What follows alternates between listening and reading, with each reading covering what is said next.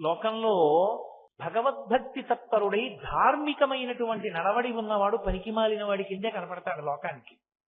ఆయన రూపాయి లంచం పుచ్చుకోడు, ఆయనకి సంపాదన మీద ఆశ లేదు, ఆయనకి భగవంతుడు కావాలి, ఆయనకి ఎప్పుడూ ధార్మికమైన నడవడి కావాలి, ఆయనకి సత్యం కావాలి. ఇవి ఆయన గుణములు.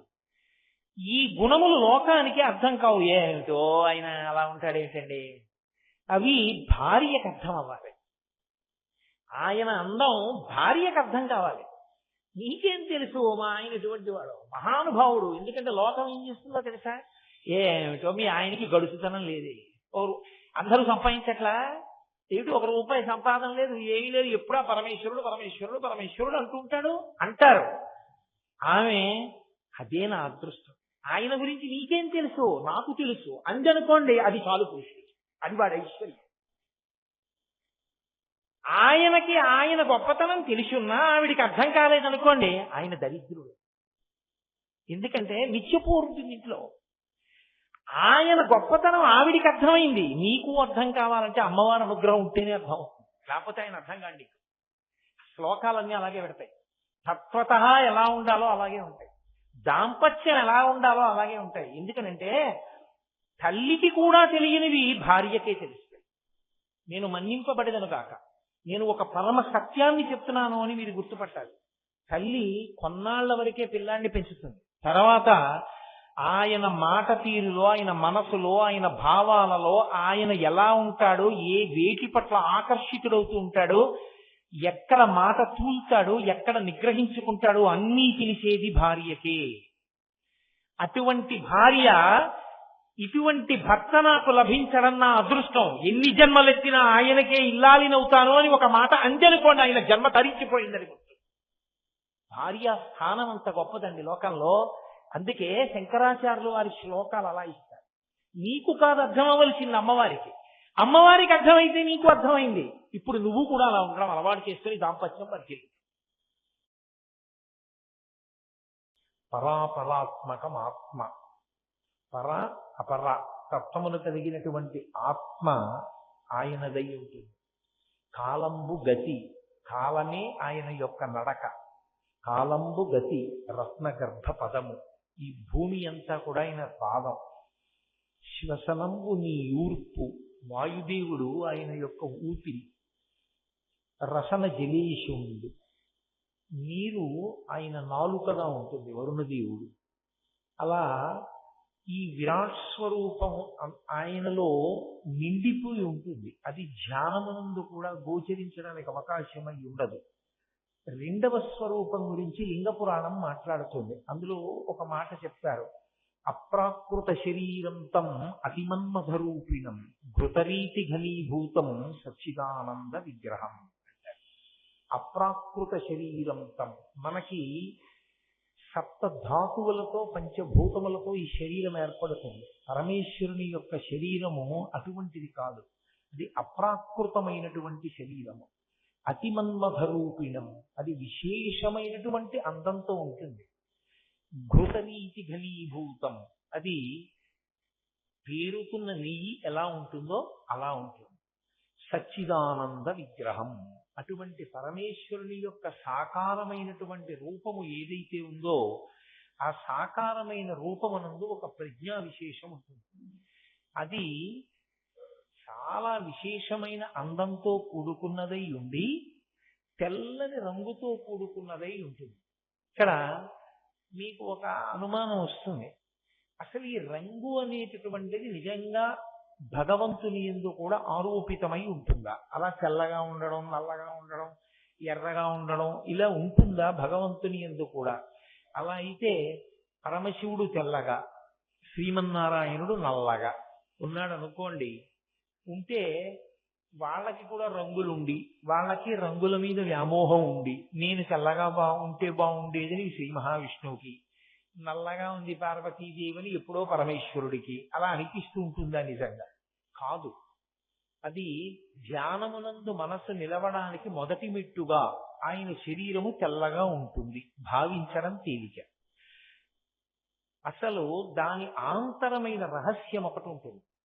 అది మీకు అర్థమైందనుకోండి, అసలు శివుడు ఎందుకు తెల్లగా ఉంటాడో మీకు అర్థమైతే, శివుడు తెల్లగా ఉంటాడు అన్న దాని మీద అభిమానం కన్నా అసలు శివుని తెల్లతనం ఏమిటో తెలుసుకోవడం వల్ల మనం తెల్లబడతాం. అది ఎలా జరుగుతుంది అంటారేమో.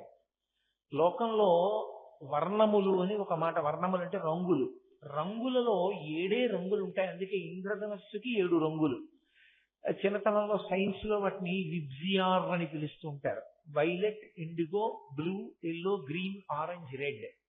ఇవి 7 రంగులు. 2 రంగులు కవు. తెలుపు, నలుపు 2 రంగులు కవు. తెలుపు అన్ని రంగులను బయటికి వదిలిపెట్టేస్తే తెలుపు, అన్నిటినీ లోపలికి పుచ్చుకుంటే నలుపు. అందుకే తెలుపు రంగు కాదు, నలుపు రంగు కాదు. ఈ 2 రంగులలోకి తీసుకొచ్చి చెప్పకుండా మిగిలినవి రంగులుగా చెప్తారు. ఇందులో కూడా గమ్మత్తు ఏమిటంటే, తెలుపులోంచి మిగిలిన రంగులు విడివడే ముందు మొదట ఎరుపు విడివడుతుంది. మొదట ఎరుపు బయటికి వస్తే మిగిలిన రంగులు బయటికి వస్తాయి. ఎరుపు మొట్టమొదట తెలుపులోకి వెళ్ళిపోవడం మొదలు పెడితే మిగిలిన రంగులన్నీ తెలుపులోకి వెళ్ళిపోతాయి. అందుకే అమ్మవారి గురించి లలితా సహస్రనామ స్తోత్రంలో ఎప్పుడు చెప్పినా అరుణాం కరుణా తరంగితాక్షీం, ఎర్రని రంగు అంటారు. అంటే పరమేశ్వరుని నుంచి విడివడి జీవుడిగా నిలబడమనేటటువంటి మాయ ఎక్కడ ప్రారంభం అంటే అమ్మవారి యొక్క విశేషం చేతనే ప్రారంభం. అందుకే ఆవిడ ఎరుపు. మళ్ళీ శివుడిలోకి కలిపేది కూడా ఎరుపే. ఆ ఎరుపే తెలుపులోకి కలపాలి, ముందు ఎరుపు వెళ్ళాలి. అందుకే అమ్మవారిని ఎరుపు రంగుతో సంకేతిస్తారు. పరమేశ్వరుడు తెలుపు. తెలుపు అంటే అన్నీ ఆయనలో ఉన్నాయి. అన్నీ ఆయనలో ఉన్నవి ఆయన బయటికి విడిచిపెట్టేస్తాడు. అందుకే తెలుపు ఎప్పుడు బయటికి వదిలిపెట్టేస్తుంది. వేసవి కాలంలో తెల్లని బట్టలు వేసుకోండి, తెల్లని బట్టలు వేసుకోండి అని ఎందుకంటారంటే, తెల్లని బట్టలు వేసుకుంటే చల్లగా ఎందుకు ఉంటుందంటే బయటికి వదిలేస్తుంది వేడి. ఆ తెలుపుకి ఒక లక్షణం ఉంటుంది. మీరు చూడండి, తెలుపు దేనికి గుర్తు అంటే లోపల ఏది దాచలేదు అని గుర్తు. అది రంగు కాదు, అది శాశ్వతత్వము అని గుర్తు. అన్నీ అందులోకి వెళ్ళిపోతాయి, అన్నీ అందులో నుంచే బయటికి వస్తాయి. అలా విశ్రాంతి స్థానము. అన్ని రంగులు దేంట్లోకి ఎడతాయో, అన్ని రంగులు దేంట్లోంచి బయటికి వస్తాయో అదే తెలుపు. కాబట్టి ఇప్పుడు తెలుపు ఏమవుతుందంటే శాశ్వతము. రంగులు శాశ్వతం కాదు.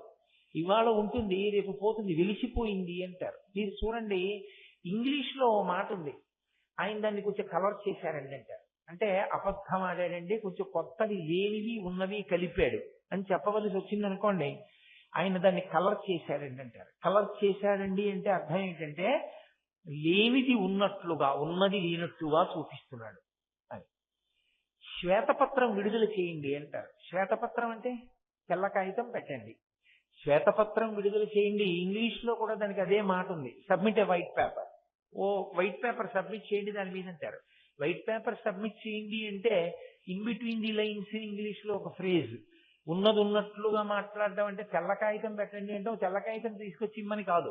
శ్వేతపత్రం విడుదల చేయండి అంటే ఓ తెల్ల కాగితం మీకు ఇమ్మని కాదు. శ్వేతపత్రాన్ని విడుదల చేయండి అంటే ఆ విషయంలో యథార్థంగా ఉన్న సత్యం ఏమిటో మాకు చెప్పండి. తెలుపు సత్యమునకు ప్రతీక. ఇప్పుడు మీకు బాగా అర్థం అయి ఉంటుంది, ఎందుకంటే తెల్లవారు లేస్తే ఇది వాడుకలో ఉంది, శ్వేతపత్రాన్ని విడుదల చేయడము అన్నమాట. తెలుపు అంటే సత్యము.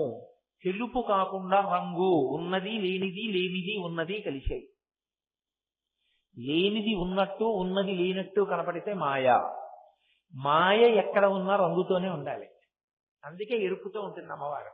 ఎందుకంటే ఆవిడ మహామాయా విశ్వం భ్రమయసి పరబ్రహ్మ మహిషి. ఆవిడ మాయాస్వరూపిణి అయి లోకాలన్నిటినీ తిప్పాలి. తిప్పుతుంది కాబట్టి ఆవిడ రంగుతో ఉంటుంది. పరమేశ్వరుడు తెల్లగా ఉంటాడు, ఎందుకంటే అది సత్యం. అది ఒకనాడు ఉండి ఒకనాడు లేకుండా పోయే వస్తువు కాదు, ఎప్పుడూ ఉంటాడు.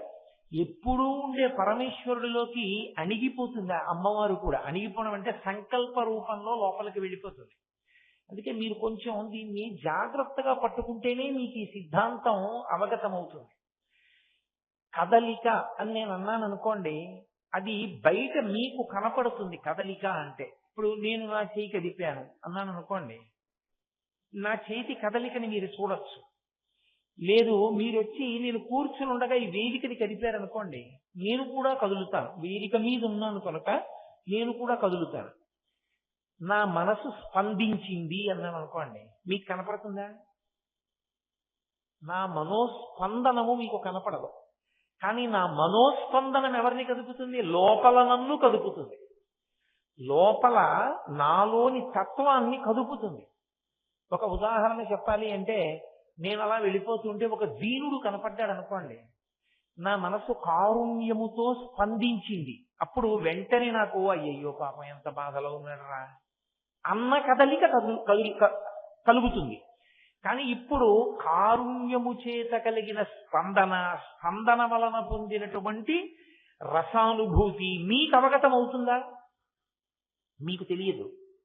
అందుకే శంకర భగవత్పాదులు సౌందర్యలహరి చేస్తే అమ్మవారిని కదలిక అని చెప్పలేదు శివుడి విషయంలో. మన విషయంలో అయితే కదలిక, పరమశివుడి విషయంలో అయితే స్పందన. శివశిత్యాయుక్తో యది భవతి శక్త ప్రభవితుం నచే దేవం దేవో నఖల కుశల స్పందితుమపి అన్నారు తప్ప కదలికకి సంబంధించి చలనం అన్న మాట ఆయన వాడలేదు. కారణం ఏంటంటే ఆయనలో సంకల్ప రూపంగా ఉంటుంది. సంకల్పము ముందు లోపల నా మనసుని కదుపుతుంది, బుద్ధి చేత నిర్ణయించి ఇస్తుంది. అప్పుడు నా శరీరం కదులుతుంది. ఈ కదలికలకి మొదటి కదలిక ఏదంటే స్పందన. మీకు నేను ఒక ఉదాహరణ చెప్పాలి అంటే, ఇప్పుడు నేను ఏదో ఇప్పుడు వీళ్ళకి ఉదాహరణ చెప్దాం అని లోపల నాకు తడుతుంది, అది స్పందన. అది నేను చెప్పేటప్పుడు దానికి అనుగుణంగా నా చేతులు కాళ్ళు కదులుతాయి. ఆ కదలికలు మీకు తెలుస్తాయి, లోపలి స్పందనలు మాత్రం మీకు తెలియవు. లోపల జరుగుతుంది స్పందన. పరమశివుని లోపల భావస్పందన రూపంలో ఉండేది అమ్మవారు. అందుకని అమ్మవారు అయ్యవారిలోకి అణిగిపోతుంది. అయ్యవారిలోంచి స్పందన రూపంలో పైకి వచ్చిందనుకోండి, ముందు ఆవిడ రావాలి. ఆవిడొస్తే ఆయన్ని కామేశ్వరుణ్ణి చేస్తుంది. ఆయన యందు సృష్టి యందు ఆభిముఖ్యమును కల్పిస్తుంది. ఇదే ముందుకెళ్ళిన తర్వాత ఒక చోట శంకర భగవత్పాదులు అంటారు, ప్రపంచ సృష్ట్యున్ముఖలాస్యకాయై అంటారు.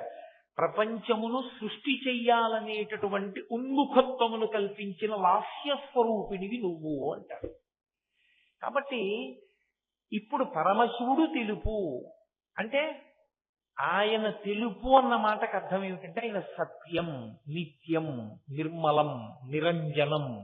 అది ఒకనాడు ఉండి ఒకనాడు పోయే వస్తువు కాదు. పోయేవన్నీ ఎక్కడికి పోవాలి? ఆయనలోకి పోవాలి.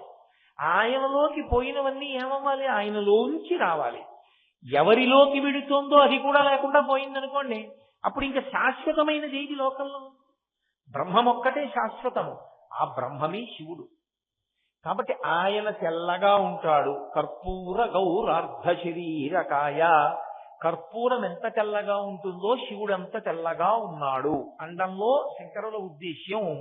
శంకరుల యొక్క ప్రతిపాదన ఏమి అంటే, పరమశివుడు సత్యమై నిత్యమై ఉన్నాడు. అది పరబ్రహ్మతత్వమై ఉన్నది. ఆ పరబ్రహ్మతత్వంలోకి నువ్వు ప్రవేశించడము అంటే బ్రహ్మమును గుర్తెరుగుటయే. బ్రహ్మమును నువ్వు తెలుసుకున్న ఉత్తర క్షణంలో నువ్వే బ్రహ్మమవుతున్నావు. అందుకే ఒక చమత్కారమైనటువంటి స్తోత్రం ఒకటి చేశారు శంకరాచార్యులు వారు ఒక చోట. అందులో ఒక మాట అన్నారు ఆయన, అమ్మవారు అనుగ్రహంతో ఎవరిని చూస్తుందో వాళ్ళు చంద్రశేఖరులవుతారు అన్నారు. అంటే మాయ తొలగి వాడికి శివుడు తెలిస్తే వాడు శివుడైపోతాడు. బ్రహ్మవిద్ బ్రహ్మైవ భవతి. బ్రహ్మమును తెలుసుకున్నవాడు బ్రహ్మమే ఎగుతున్నాడు. కాబట్టి శివుడు తెల్లగా ఉన్నాడు అన్న మాటలో అర్థం ఏమిటి అంటే, పైకి మనసు పట్టుకోవడానికి ఒక ఆలంబనం కావాలి కాబట్టి శివుడు తెల్లగా ఉన్నాడు. అంతరార్థము అన్నీ శివుడిలోంచి వచ్చి అన్నీ శివుడిలోకి ఎడతాయి తప్ప శివుడు మాత్రం ఇంకో దాంట్లోకి వెళ్ళిపోవడమో శివుడు లేకుండా పోవడమో ఉండనే ఉండదు. ఎప్పుడూ ఉండేవాడు ఆయనే. అందుకే ఆయన వాడేటటువంటివి అన్నీ తెల్లగా ఉంటాయి. మీరు చూడండి, ఆయన ఎక్కే ఎద్దు తెలుపు, ఆయన రాసుకునేటటువంటి విభూతి తెలుపు, ఆయన ఉండేటటువంటి కైలాస పర్వతం తెలుపు, ఆయన మెడలో వేసుకునేటటువంటి పుర్రెల మాల తెలుపు, ఆయన రంగు తెలుపు, అన్నీ తెలుపు. అన్నీ తెలుపుతో ఉండేటటువంటి పరమశివుని యొక్క తత్వం ఏమి అంటే, అన్నీ తెలుపుతో ఎందుకు సంకేతిస్తారంటే, ఎప్పుడూ ఉండేవాడు సుమా, ఒకనాడు ఉండి ఒకనాడు లేనివాడు కాడు. సమస్త లోకములు ప్రళయము యందు నశించిపోయినా ఆయన మాత్రం ఉంటాడు. ఆయన లేకుండా పోవడం అన్నది ఉండదు. మళ్ళీ ఆయనలోంచి అన్నీ బయటికి వస్తాయి. అందుకే ఒక చోట శంకరాచార్యులు వారు అంటారు, బ్రహ్మమస్తకావలి నిబద్ధతే నమశివాయ అంటారు. ఆయన మెడలో పుర్రెల మాల వేసుకుంటాడు. పునుకల పేరు కంఠమున భూరి భుజంగము భూషణంబుగా అనయము భస్మధారణము ఎద్రి నివాసము మేరు విల్లుగా అనుబుగ దంతి చర్మమును హస్తములందు కపాల శూలముల్ పడిబడిదాల్తు శంకరు కృపావరు రూపమును ఆశ్రయించదన్ అని. పునుకల పేరు కంఠమున పుర్రెల మాల ఒకటి వేసుకుంటాడు. ఎందుకు ఆయనకు ఆ పుర్రెల మాల? అసహ్యంగా ఉండదు పుర్రెల మాల వేసుకుంటే? ఎవరైనా దగ్గరికి వెళ్తారా? ఎందుకు ఆ పుర్రెల మాల? తెల్లగా ఉంటుంది కాబట్టి వేసుకుంటాడా? అది కాదు దాని ఉద్దేశ్యం. పుర్రెల మాల ఎందుకు వేసుకుంటాడంటే, లోకంలో ఉండేటటువంటి జనుల పుర్రెలు ఆయన మెడలో వేసుకోడు. సృష్టి చెయ్యమని ప్రతి యుగంలోనూ సృష్టి జరిగేటప్పుడు ఆయన మొట్టమొదట చతుర్ముఖ బ్రహ్మగారికి అధికారం ఇచ్చి వేదం ఇస్తాడు. ఆ బ్రహ్మగారు కూడా కాలంలో పడిపోతాడు. పడిపోయినప్పుడు ఆయన తల కూడా పడిపోతుంది. పడిపోయినప్పుడు ఆయన దానికి ఒక గౌరవం ఇస్తాడు. అరేరే, నేను మొట్టమొదట సృష్టించి ఆయన చేత మిగిలిన సృష్టి చేయించాను. నిన్న మీరు విన్నారుగా, బ్రహ్మగారు అడిగితే కదా అర్ధనారీశ్వర స్వరూప ప్రకటన చేశాడు సృష్టికి. ఆయన పుర్రె కూడా బొత్తిగా అలా పడిపోవడమే మర్యాద కాదు. అందుకని ఆ పుర్రె తీసి ఏం చేస్తాడంటే, ఒక తడపకి గుచ్చి మెళ్ళో వేసుకుంటాడు. పరమశివుని పాదముల చెంతకి చేరడం కన్నా పవిత్రత ఏమైనా ఉందా లోకంలో? ఉండదు. ఒక పువ్వు ధరించింది అంటే గుర్తు ఆయన పూజకి వెడితేనే. శవం మీద అలంకారంగా పుష్పహారం వెళ్ళిందనుకోండి, దాని జన్మ నశించిపోయింది. అది ఎంత సుగంధభరిత పుష్పమైనా దాన్ని ఎవరు తీసి కళ్ళకద్దుకుంటారో, ఎవరు శిగలో పెట్టుకుంటారో. శవం మీద వేసినటువంటి పుష్పమాల రుద్రభూమిలో విసిరివేయబడుతుంది. పరమేశ్వరుడి పాదముల మీదకి వెళ్ళిన పుష్పమాల కన్నుల కద్దుకుని శిగలో పెట్టుకుంటారు, తల మీద పెట్టుకుంటారు, చెవిలో పెట్టుకుంటారు. కాబట్టి ఆయన పాదముల మీదకి ఏది వెళ్ళిందో అది పూజింపబడిన వస్తువు అని గుర్తది, ప్రసాదమై కూర్చుంటుంది. బ్రహ్మగారి తల కూడా పడిపోతే ఎలా? అందుకని తీసి మెడలో వేసుకున్నాడు. పూజనీయత ఆయన కల్పించాడు, బ్రహ్మగారు కల్పించుకున్నారు. అలా ఆయన చెప్పిన మాట విని ఉన్నంత కాలము శివుడు చెప్పినట్టుగా సృష్టి చేసినటువంటి కారణం చేత పరమశివుడి మెడలో హారంలో వెళ్ళి కూర్చుంది. మొట్టమొదట ఒక పుర్రె వేసుకున్నాడు. ఆ తర్వాత మళ్ళీ సృష్టి వచ్చింది. మళ్ళీ సృష్టి అంతా మహాప్రళయంలో వెళ్ళిపోయింది. మళ్ళీ బ్రహ్మగారు పడిపోయాడు. మళ్ళీ ఆ పుర్రె తీసి మెడలో వేసుకున్నాడు. అలా మళ్ళీ సృష్టి వచ్చింది. మళ్ళీ బ్రహ్మగారు వచ్చారు, మళ్ళీ సృష్టి చేశారు, మళ్ళీ బ్రహ్మగారు పడిపోయారు, మళ్ళీ బ్రహ్మగారి పుర్రె తీసి వేసుకున్నాడు. ఇలా బ్రహ్మగారి యొక్క పుర్రెలు బోలెడన్ని పుర్రెలై పెద్ద మాల ఒకటి ఆయన మెడలో వేసుకున్నాడు. అంటే ఎంతమంది బ్రహ్మలు వెళ్ళిపోయారు? ఎంత సృష్టి వెళ్ళిపోయింది? ఇంత సృష్టి వెళ్ళిపోయినా, ఇంతమంది బ్రహ్మలు వెళ్ళిపోయినా ఎవరు ఉండిపోయారు? ఆయన ఒక్కడే ఉండిపోయాడు, శివుడు. బ్రహ్మలు వెళ్ళిపోయారు, సృష్టి వెళ్ళిపోయింది. సృష్టించినవాడు సృష్టి కూడా వెళ్ళిపోయాయి. లోకంబులు లోకేశులు లోకస్తులు తెగిన తుది అలోకంబగు పెంచీకటి కావల ఎవ్వండే కకృతి వెలుగు అతని నీ సేవించున్నంటారు పోతన గారు. ఆయన ఒక్కడే మిగిలిపోయాడు పరంజ్యోతి స్వరూపుడే. అలా మిగిలిపోయిన వాడెవడో వాడు సత్యం, వాడు శాశ్వతం. నీవు కూడా శాశ్వతుడవు కావాలి అంటే పుట్టి చచ్చి కాకుండా ఉండాలి అంటే శివుడు నీకు తెలియాలి. శివుడు తెలిస్తే నీవు శివుడు అవుతావు. ఆత్మయే శివుడు. ఆత్మ తెలిస్తే నువ్వు ఆత్మ అవుతావు. ఇక మళ్ళీ జనన మరణములు లేవు. శరీరానికి ఉన్నాయి జనన మరణాలు, ఆత్మకి లేవు. కాబట్టి శివుడు తెల్లగా ఉంటాడు అన్న మాటలో శంకరుల ప్రతిపాదన ఏమి అంటే, ఆయన శాశ్వతుడు, నిత్యుడు, సత్యుడు తప్ప ఆయన ఒకనాడు ఉండి ఒకనాడు వెళ్ళిపోయేవాడు కాడు. అటువంటి వాడు పరమేశ్వరుడు. అందుకని కర్పూర గౌరార్ధ శరీరకాయ, ఆయన కర్పూరము వంటి తెల్లని శరీరంతో ఉంటాడు. ఇప్పుడు ఈ స్తోత్రంలో అది ప్రస్తుతం కాకపోయినా మీకు ఒక అనుమానం వస్తుంది. బాగుందండి, తెల్లతనం శాశ్వతత్వానికి గుర్తు అంటున్నారు. మరి తెలుపుకి వ్యతిరేకమైన గుణం ఏది? విశేషం నలుపు. అది రంగు కాదన్నారుగా మీరు. నేను అన్నానుగా తెలుపు రంగు కాదు, నలుపు రంగు కాదన్నాను. మిగిలిన 7 రంగులు అన్నాను. పుచ్చుకుంటే నలుపు, వదిలిపెడితే తెలుపు అన్నాను. మరి అప్పుడు నలుపుకి శాశ్వతత్వం ఎలా? మరి అప్పుడు నలుపుగా ఉండే నారాయణుడు శాశ్వతుడని ఎలా చెప్తారు తత్వంలో? అప్పుడు నారాయణుడు కూడా కాలంలో విడిపోయేవాడేనా? అప్పుడు నలుపు శాశ్వతత్వం ఎలా అవుతుంది అంటే, మీరు జాగ్రత్తగా వినండి. సృష్టిలో ఏదైనా సరే చెట్టు చివరికి కాలిపోతుంది, మగ్గిపోతుంది. పువ్వు కావదు కదండి అని మీరు అనొచ్చు. కానీ పువ్వు నేల మీద పడిపోయిన తర్వాత దానిలో ఉన్న నీరంతా ఇంకిపోయి వేడికి మెల్లిమెల్లిగా మెల్లిమెల్లిగా రంగు పోయి గరుగ్గా తయారైపోయి ఎండిపోయి ఇక ధూళి కింద భూమిలోకి రాలిపోతుంది. అంటే అగ్నితప్తం అయిపోతుంది మనకి కనపడకుండానే. అప్పుడు ప్రతి వస్తువు కాలుతోంది. కాలిపోతున్న ప్రతి వస్తువు నల్లగానే అవుతుంది. అది తెల్లగా ఉన్నది కానివ్వండి, ఆకుపచ్చగా ఉన్నది కానివ్వండి, ఏది కానివ్వండి, అది కాలిపోయినప్పుడు అయ్యేది ఏది అంటే మొదట అది అన్నీ ఏ రంగుని పొందుతాయంటే నలుపు రంగునే పొందుతాయి. ఈ నలుపు కాలి తయారైన దాన్ని ఏమని పిలుస్తామంటే బొగ్గు అంటాం. కాలకముందు ఏదైనా అవ్వచ్చు, కాలకముందు కుర్చీ అవ్వచ్చు, కాలిన తర్వాత బొగ్గు. కాలకముందు అది బల్ల, కాలిన తర్వాత బొగ్గు. కాలకముందు తండ్రి గారి శరీరం కాల్చేసిన తర్వాత బొగ్గు. ఏదైనా బొగ్గు. ఈ బొగ్గు శాశ్వతత్వాన్ని ఎలా పొందుతుందో తెలుసా? మరి బొగ్గు బొగ్గుగా ఉండదు కదండి అని మీరు అడగచ్చు. బొగ్గు వజ్రముగా మారుతుంది. అందుకే diamond is nothing but the transformation of coal into black coal. వజ్రానికి బ్లాక్ కోల్ అని ఒక, వజ్రానికి బొగ్గుకి బ్లాక్ డైమండ్ అని ఒక పేరు. బ్లాక్ డైమండ్ అని ఎందుకంటారంటే బొగ్గు వజ్రము యొక్క రూపాంతరం. వజ్రం వజ్రేన భిన్నయేత్. వజ్రం ఇహ పగలదు, వజ్రము చేతనే పగులుతుంది. అంటే పగలకుండా అలా ఉండిపోతుంది. కాబట్టి వజ్రము శాశ్వతత్వాన్ని పొందింది. అంటే బొగ్గు శాశ్వతత్వాన్ని పొందింది. అంటే నలుపు శాశ్వతత్వాన్ని పొందింది. నలుపు శాశ్వతము, తెలుపు శాశ్వతము, రంగులు కావు. కాబట్టి శివుడు కేశవుడు శాశ్వతులు. శివకేశవుల పేరు మీద ఉన్న బ్రహ్మము శాశ్వతం. అందుకని నలుపుకి తెలుపుకి అంత గొప్పతనం వచ్చింది. అథవా అర్థం చేసుకున్న వాడికి శివకేశవుల మధ్య భేదం లేదు.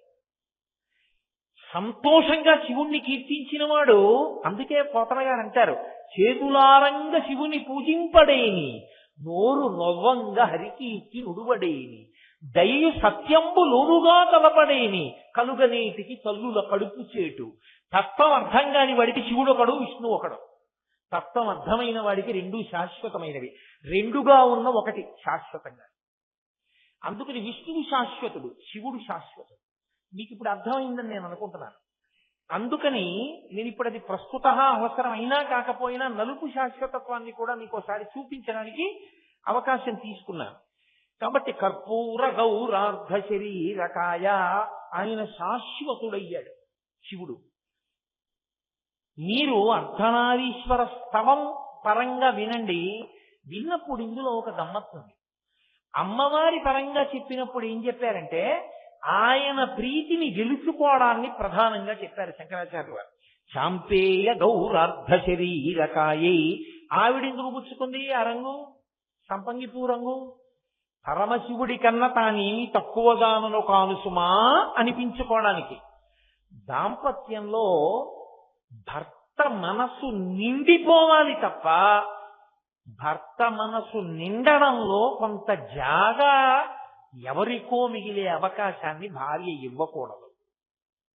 అందులోకి ఎవరూ ప్రవేశించడానికి చోటు ఉండకూడదు.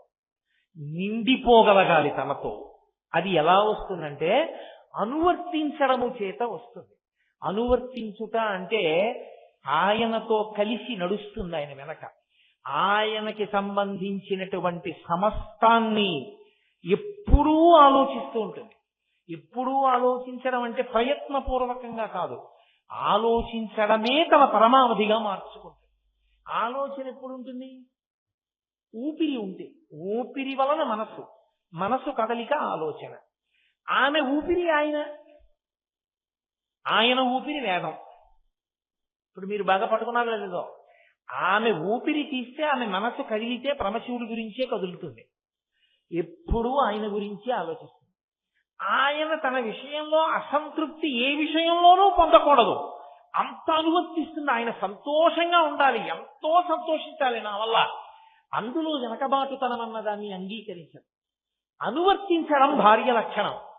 అర్ధనారీశ్వర స్తోత్రం చదివి ఏమర్థం చేసుకుని కుటుంబాన్ని పండించుకోమని శంకరాచార్యులు వారి సందేశం. అంటే ఏ భార్య భర్త పాదములను అనువర్తించిందో ఆమె భర్త గుండెలలోకి చేరుతుంది. పార్వతీదేవి పరమశివుణ్ణి ఇలా అనువర్తించింది, దేహార్థ భాగాన్ని పొందింది. లక్ష్మీదేవి ఎప్పుడూ శ్రీ మహావిష్ణువు కాళ్ళ దగ్గర కూర్చుని పాదములు ఒత్తింది. ఆయన అడగలేదు నువ్వు నా కాళ్ళు పడుతూ కూర్చొని. ఎప్పుడు చూడండి లక్ష్మీదేవి పాద సంవాహనం చేస్తుంది, కాళ్ళు ఒత్తుతుంది. అంత కాళ్ళు పీకులా ఏమి శ్రీ మహావిష్ణువుకి? ఆయనకి కాళ్ళ పీకులని కాదు, ఆవిడ ఆయన పాదాల దగ్గర కూర్చుంటుంది అని. తనంత తాను ఆవిడ ఎంచుకున్నది ఆయన పాదాల దగ్గర కూర్చోవడం. ఆయన కూర్చోపెట్టుకున్నది గుండెల్లో.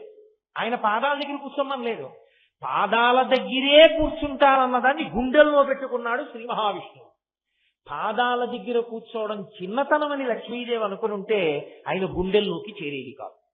పరమశివుణ్ణి అనువర్తించడం అంత ముఖ్యమనుకు పార్వతీదేవి అనుకుని ఉండి ఉండకపోతే ఆయన దేహార్థ భాగాన్ని పొంది ఉండేది కాదు. సంసారమునందు భర్తని అనువర్తించడం అంత అవసరం. ఒక చక్రం తిరిగితే రెండో చక్రం తిరగాలి, ఇరుసుతో రెండూ తిరగాలి. ఏ చక్రం తిరగకపోయినా మొదటి చక్రానికి ఇబ్బందే, చాలా ఇబ్బందిగా ఉంటుంది. కలిసి తిరిగితేనే బండి నడుస్తుంది. సంసారమునందు ఈ అనువర్తించడం అన్నది భార్య వైపు నుంచి ఉండాలి. భర్త మన తిరిగి ఆయనని అనువర్తించి నడచుట అన్నది రావాలి.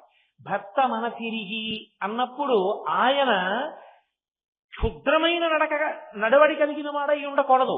అనువర్తించడం ప్రధానం తప్ప నేనెలా ఉండాలన్నది నువ్వు చెప్పడానికి పనికిరావు. నా ఇష్టం వచ్చినట్టు నేను తిరుగుతానని పురుషుడు అనకూడదు. పురుషుడు ధార్మిక మార్గమునందు ప్రయాణించాలి, పరమేశ్వరుణ్ణి పట్టుకుని నడవాలి. అలా నడిచిన వాడెవరో ఆయన శాశ్వతుడు.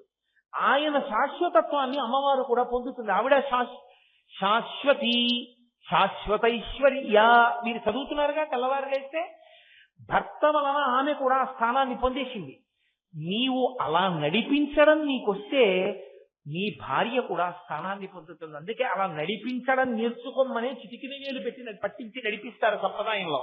అలా ముందు నడక నేర్పిన వాడు తండ్రి, వేలు పట్టి నడిపిస్తాడు తప్పటడుగులేస్తే. తర్వాత సప్తపది దగ్గర ప్రధాన హోమం దగ్గర వివాహంలో ఇక నిన్ను మహాప్రస్థానంలో పరమేశ్వరుడి దగ్గరికి నేను నడిపిస్తానని చిటికిన వేలు పట్టుకుని నడిపిస్తాడు భర్త. అది బ్రహ్మముడి. ఆయన నడిచిన నడక వలన ఆమెకు అభ్యున్నతి. ఆయన ఇంకొకలా నడిస్తే ఆవిడ అభ్యున్నతిని పొందడం సాధ్యం కాదు. ఈ ముడి అందుకు పడింది. ఈమె ధరించడం నీ నడక మీద ఆధారపడింది. తిరుపతి వెళ్ళాలి అనుకున్నవాడు శేషాద్రి ఎక్స్ప్రెస్ కి తగిలించిన ఇంజిన్ ఉన్నటువంటి ట్రైన్ ఎక్కితేనే తిరుపతి వెళతాడు. హైదరాబాద్ వెళ్దాం అనుకున్నటువంటి బోగీలకి తగిలించిన ఇంజిన్ ఉన్నటువంటిది ఒకేలా ఉన్న రైలు పెట్టెలు అందులోకి ఎక్కిన వాడు తిరుపతి వెళ్ళలేడుగా. ఇంజిన్ ఎట్టెడుతుందో భోగి కూడా అట్టే వెడుతుంది. ఇది బ్రహ్మముడి. నువ్వు ఎట్టెడతావో నీ భార్య అట్టెడుతుంది. నువ్వు ఎప్పుడూ ఇహమే కోరుకుని ఎప్పుడు ఇక్కడ సంపాదన సంపాదన సంపాదన సంపాదన ఏడిస్తే, నువ్వు రాగద్వేషాలు పెట్టుకుని నీ పెళ్ళానికి అదే నేర్పితే ఇద్దరూ అయ్యేదేది అంటే పిల్లో కుక్కో. నువ్వు ఊర్ధ్వముఖ చలనం చేస్తే, నువ్వు యజ్ఞం చేస్తే, నువ్వు యాగం చేస్తే, నువ్వు ధర్మం చేస్తే, నువ్వు గోపూజ చేస్తే, నువ్వు భక్తితో పరమేశ్వరుణ్ణి ఆరాధన చేస్తే, ఆమె మెల్లిగా తెచ్చి మడినీళ్ళు అక్కడ పెడితే, గిన్నె అక్కడ పెడితే, నీకు పంచి అందిస్తే, నీకు పలహారం చేసి పెడితే ఆవిడ తరిస్తుంది. నువ్వు చేసుకోవడానికి ఆవిడ అన్ని చేసి పెట్టింది కాబట్టి ఇది బ్రహ్మముడి. ఈ బ్రహ్మముడిలో నీవు తరించి ఆవిడ్ని తరింప చెయ్యాలి. అందుకొచ్చావు గృహస్థాశ్రమంలోకి. తప్ప కేవలము భోగానుభవమే కాదు, భోగానుభవము ఉండి ఇది పెద్ద సుఖమా అన్న వైరాగ్యమును పొందడానికి ప్రయోగశాల గృహస్థాశ్రమము. ఇంద్రియములు సుఖాన్ని అడుగుతుంటాయి, అవి అడగకుండా ఉండవు. ఇంద్రియాల పని ఏమిటి అంటే సుఖమే. అవి ఎప్పుడూ కూడా దుఃఖాన్ని అడగవు. ఎప్పుడైనా ప్రయత్నపూర్వకంగా రోహిణీ కార్తిలో మీకు ఏసీ రూమ్ ఇచ్చారనుకోండి, ఇందులోంచి బయటికి వెళ్ళి ఎండలో నిల్చుందాం అంటుందా? ఒక్కనాటికి అందులో ఏసీ రూమ్ లోనే ఉందాం అంటుంది. అది ఎప్పుడూ సుఖాన్ని అడుగుతుంది. అది సుఖాన్ని అడుగుతున్నా ప్రయత్నపూర్వకంగా నువ్వు పరమేశ్వరుని యొక్క ఆరాధన యందు నీ శరీరము ఖేదపడడానికి సిద్ధపడితే దీన్నే పెట్టుబడి పెట్టాలి. అందుకే వేదాంతంలో ఒక మాట ఉంది, ఇది పెట్టుబడి. మీరు చూడండి, ఒక ఐశ్వర్యవంతుడు ఉంటాడు, ఆయనకు కొడుకు ఉంటాడు.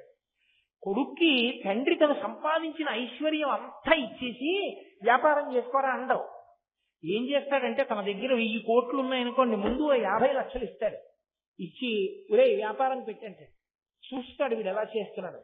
50 లక్షల వ్యాపారాన్ని నష్టపరిచేశాడు అనుకోండి, అప్పుడు అనుభవాన్ని గెలుస్తాడు. ఒరే చూసావా ఎంత ప్రమాదం వచ్చిందో, ఎక్కడొచ్చిందో చూసావా, మొత్తం పెట్టుబడి పెట్టుంటే ఇద్దరం బయట నిల్చున్నాం, ఇప్పుడు జాగ్రత్తగా ఉండు అని మళ్ళీ కొంత పెట్టుబడి ఇస్తాడు. పరమేశ్వరుడు దీన్ని పెట్టుబడిగా ఇచ్చాడు. మొదటి పెట్టుబడి ఎక్కడిది? తనకున్న దాన్నే తాను పెట్టుబడిగా పెడతాడు. తనకి లేని దాన్ని పెట్టుబడిగా పెట్టలేడు వ్యాపారస్తుడు. తన ఇంట్లోనే ముందు పెట్టుబడిగా పెడతాడు, పెట్టి లాభం సంపాదిస్తాడు, సంపాదించి ద్విగుణీకృతం చేసుకుంటాడు. అలాగే ఇదే పెట్టుబడి, కొత్త పెట్టుబడి ఉండదు. మనకున్నదే మన పెట్టుబడి, మనకున్నదే ఇదే. దీన్ని పెట్టుబడి పెట్టాలి. దీన్ని పెట్టుబడి పెట్టడం అంటే అమ్మ బాబోయ్ ఇది సుఖంగా ఉండాలండి, ఇది సుఖంగా ఉండాలండి అని ఎప్పుడూ దీని సుఖం గురించి ఆలోచిస్తే నువ్వు ఈశ్వరుణ్ణి చేరలేవు. అమ్మో నా డబ్బు బయటికి తానండి, పెట్టుబడి పెట్టనండి అంటే నువ్వు వ్యాపారం చేయలేవు, లాభం రాదు. ఎంత ఉందో అంతే ఉంటుంది. పెట్టుబడి పెట్టి ధైర్యం చేశావు, లాభం వస్తుంది. అలాగే దీన్నే పెట్టుబడిగా పెట్టాలి. దీనితో ఈశ్వరుడి పల్లకి మోయి, దీంతో భగవన్నామం చెప్పు, దీంతో శ్రద్ధతో పుష్పాలు అర్చించి పూజ చేయి, దీంతో భగవత్ కథా శ్రవణం చేయి, దీంతో 4 స్తోత్రాలు చదువు, దీంతో 2 గ్రంథాలు చదువుకో, దీంతో ఒకరికి పెట్టుకో.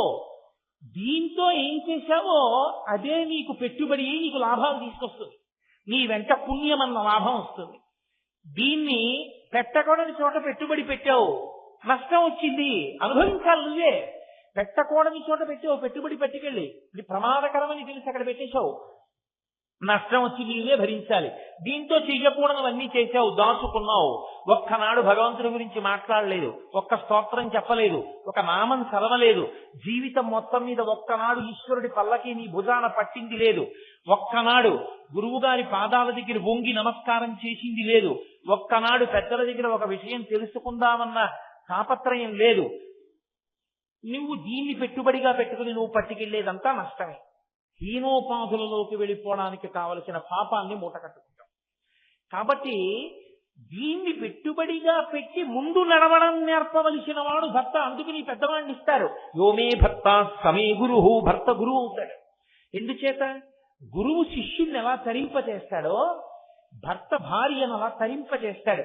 ఆయన సత్పురుషుడు అనుకోండి, ఆయన సంధ్యావందనం చేసుకుని పూజ చేసుకుని బయటికి వస్తే 2 డిగ్రీలు పెట్టింది ఆవిడ. ఇప్పుడు ఆయన చేసుకున్నటువంటి పుణ్యంలో భాగం ఆవిడికి పడింది. ఆయన దుర్మార్గ పనులు చేశాడు, అయినా ఆవిడ ఆయనకి 2 డిగ్రీలు పెట్టింది. ఇప్పుడు ఆవిడ తరిస్తుంది పతివ్రతగా. మండోదరి తరించి రావణుడు పాడైనట్టు, కానీ నువ్వు తరించలేవు. కాబట్టి నువ్వు తరించడం ముందు నేర్చుకోవాలి. కానీ ఇందులో ఉన్న ఇబ్బంది ఏమిటంటే ఆవిడ తరిస్తుంది, కానీ పేరు ప్రఖ్యాతి ఉండవు. సీతమ్మ పేరు మీద దేవాలయం ఉంటుంది, మండోదరికి దేవాలయం ఉందా? మండోదరి సీతమ్మ ఎంతటి మహాపతివ్రతయో, సీతమ్మ ఎంతటి సౌందర్య రాశియో, అంతటి మహాపతివ్రత, అంతటి సౌందర్య రాశి. గుడి ఎందుకు లేదు? రావణుడి భార్య కనుక. సరి అయిన భర్త దొరకడం ఎంత అవసరమో, భర్తని భార్య అనువర్తించడం ఎంత అవసరమో, భార్య మాట అవసరమైనప్పుడు భర్త వినడం ఎంత అవసరమో, భర్త మాట భార్య వినడం ఎంత అవసరమో, ఎక్కడ ఒకళ్ళనొకళ్ళు దిద్దుకుంటూ ఎంత జాగ్రత్తగా ఉండాలో నేర్పుతుంది. ఆ సమన్వయం లేదనుకోండి, అర్థం లేదంటే. ఒక కారు వర్షంలో వెళ్ళిపోతుంటే ముందున్న అద్దాన్ని తుడుస్తాయి 2 ఆ ఊసల్లాంటి వచ్చే అద్దం మీద, ఎంత అందంగా తుడుస్తాయో మీరు చూడండి. అవి 2 ఒకదాన్నొకటి చదువుకుంటూ పెడుతున్నాయా అన్నట్టు ఉంటాయి. 2 ఇలా పెడతాయి, మళ్ళీ ఇది బయలుదేరేటప్పటికి ఇది ఇలా పెడుతుంది. ఏ ఒక్క క్షణంలోనూ 2 కలుసుకోవడం మాత్రం కలుసుకోవు, కొట్టుకోవు. అలా ఉన్నాయి కాబట్టి అద్దం తురవబడుతూ లోపల కూర్చున్నవాడు క్షేమంగా వెళ్ళిపోతున్నాడు. ఏది ఎప్పుడు ఎక్కడ ఎలా కదలాలో అలా కదలడంలోనే అందం ఉంది. రైలు పట్టాలు కలుసుకునే ప్రయత్నం చేస్తే పాడైపోతాయి. అలాగే పరిగెత్తాలి. ఏది ఎలా పరిగెత్తాలో అలాగే పరిగెత్తాలి. దాంపత్యం కూడా అలాగే పరిగెత్తాలి. భార్య చెప్పిన మాట మంచిదన్ననాడు భర్త వినాలి. భర్త చెప్పినది మంచి మాట అన్ననాడు భార్య వినాలి. ఈ ఒండరులు ఒకరినొకరు దిద్దుకుంటూ ఈశ్వర పథంలో ప్రయాణం ప్రారంభించాలి. అది ఎప్పటికీ నీకు చేత కాలేదు. నీ గృహస్థాశ్రమం ఎందుకు పనికి రాకుండా పోయింది. ఈ అన్యోన్యత, ఈ నడక నీకు రావాలంటే వాళ్ళిద్దరూ ఎలా తరిస్తున్నారో చూడు. ఆది కుటుంబంగా ఉండి నిజంగా వాళ్ళకి తరించవలసిన అవసరం ఉందా అంటే ఇప్పుడు మీరు ఒక విషయాన్ని అందులో కనిపెట్టాలి. పరమశివుడు బయటి భూషణముల చేత అందగాడు కాడు. ఆయన దేని చేత అందగాడు? ఆయన రంగు చేత అందగాడు. రంగు సహజమైనది, శీలము సహజమైనది. శీలం అంటే స్వభావము, స్వభావము అంటే పుట్టుకతో వచ్చిన బుద్ధి. అందుకే పుట్టుకతో బుద్ధి ఎటువంటిది వస్తుందోననే గర్భ సంస్కారం చేస్తారు. కడుపులో ఉన్న పిల్లవాడికి వాడి ఉపాధితో పాటుగా వాడికి స్వభావం అబ్బుతుంది. ఆ స్వభావం దుష్ట స్వభావం అయితే వంశమంతా పాడైపోతుంది. అందుకని వాడి స్వభావంలో మార్పు వచ్చి వాడు మంచివాడిగా ఉండాలని గర్భ సంస్కారములు అని కొన్ని సంస్కారములు చేస్తారు. సీమంతోన్నయనం దగ్గర మొదలుపెట్టి ఎన్నో సంస్కారములు చేస్తారు. పిల్లవాడు పుట్టే వరకు జాతకర్మాదులు కూడా అందుకే ఉద్దేశింపబడ్డాయి. కాబట్టి పురుషుడికి నిజమైన అందమేది అంటే పురుషుడు వేసుకున్న బట్టలు, పురుషుడు వేసుకున్న నగలు ఇవి కావు పురుషుడికి అందం. పురుషుడి యొక్క అందం అంతా ఎక్కడుందంటే ఆయన భక్తిలో, ఆయన గుణంలో, ఆయన శీలంలో, ఆయన జ్ఞానంలో అందం ఉంది. స్త్రీకి అందం అంతా ఎక్కడుంది? భర్తని అనుగమించడంలో. ఇది అందం, ఇది సౌందర్యం, ఇది దాంపత్యం. కాబట్టి నమో ఆయన చాంపేయ గౌరార్ధ శరీరకాయై కర్పూర గౌరార్ధ శరీరకాయ ధమ్మిల్లకాయై చ జటాధరాయ. ఇక్కడ ఏం చెప్తే అక్కడ చెప్తుంటారు. అమ్మవారికి ఏం చెప్పారో శివుడు ఇందని చెప్తుంటారు. మీకు ఈ శ్లోకాల్లో ఒక విచిత్రం ఉంటుంది.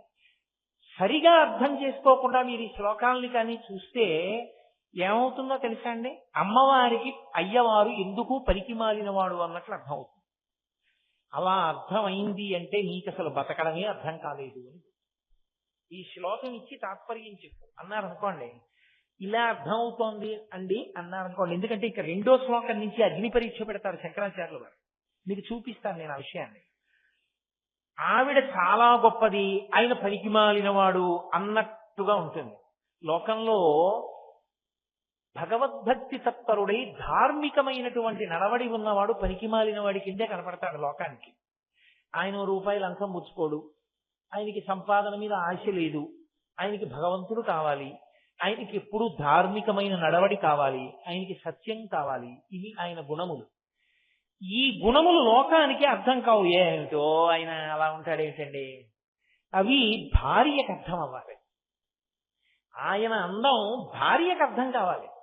నీకేం తెలుసు మా ఆయన ఎటువంటి వాడు, మహానుభావుడు. ఎందుకంటే లోకం ఏం చేస్తుందో తెలుసా?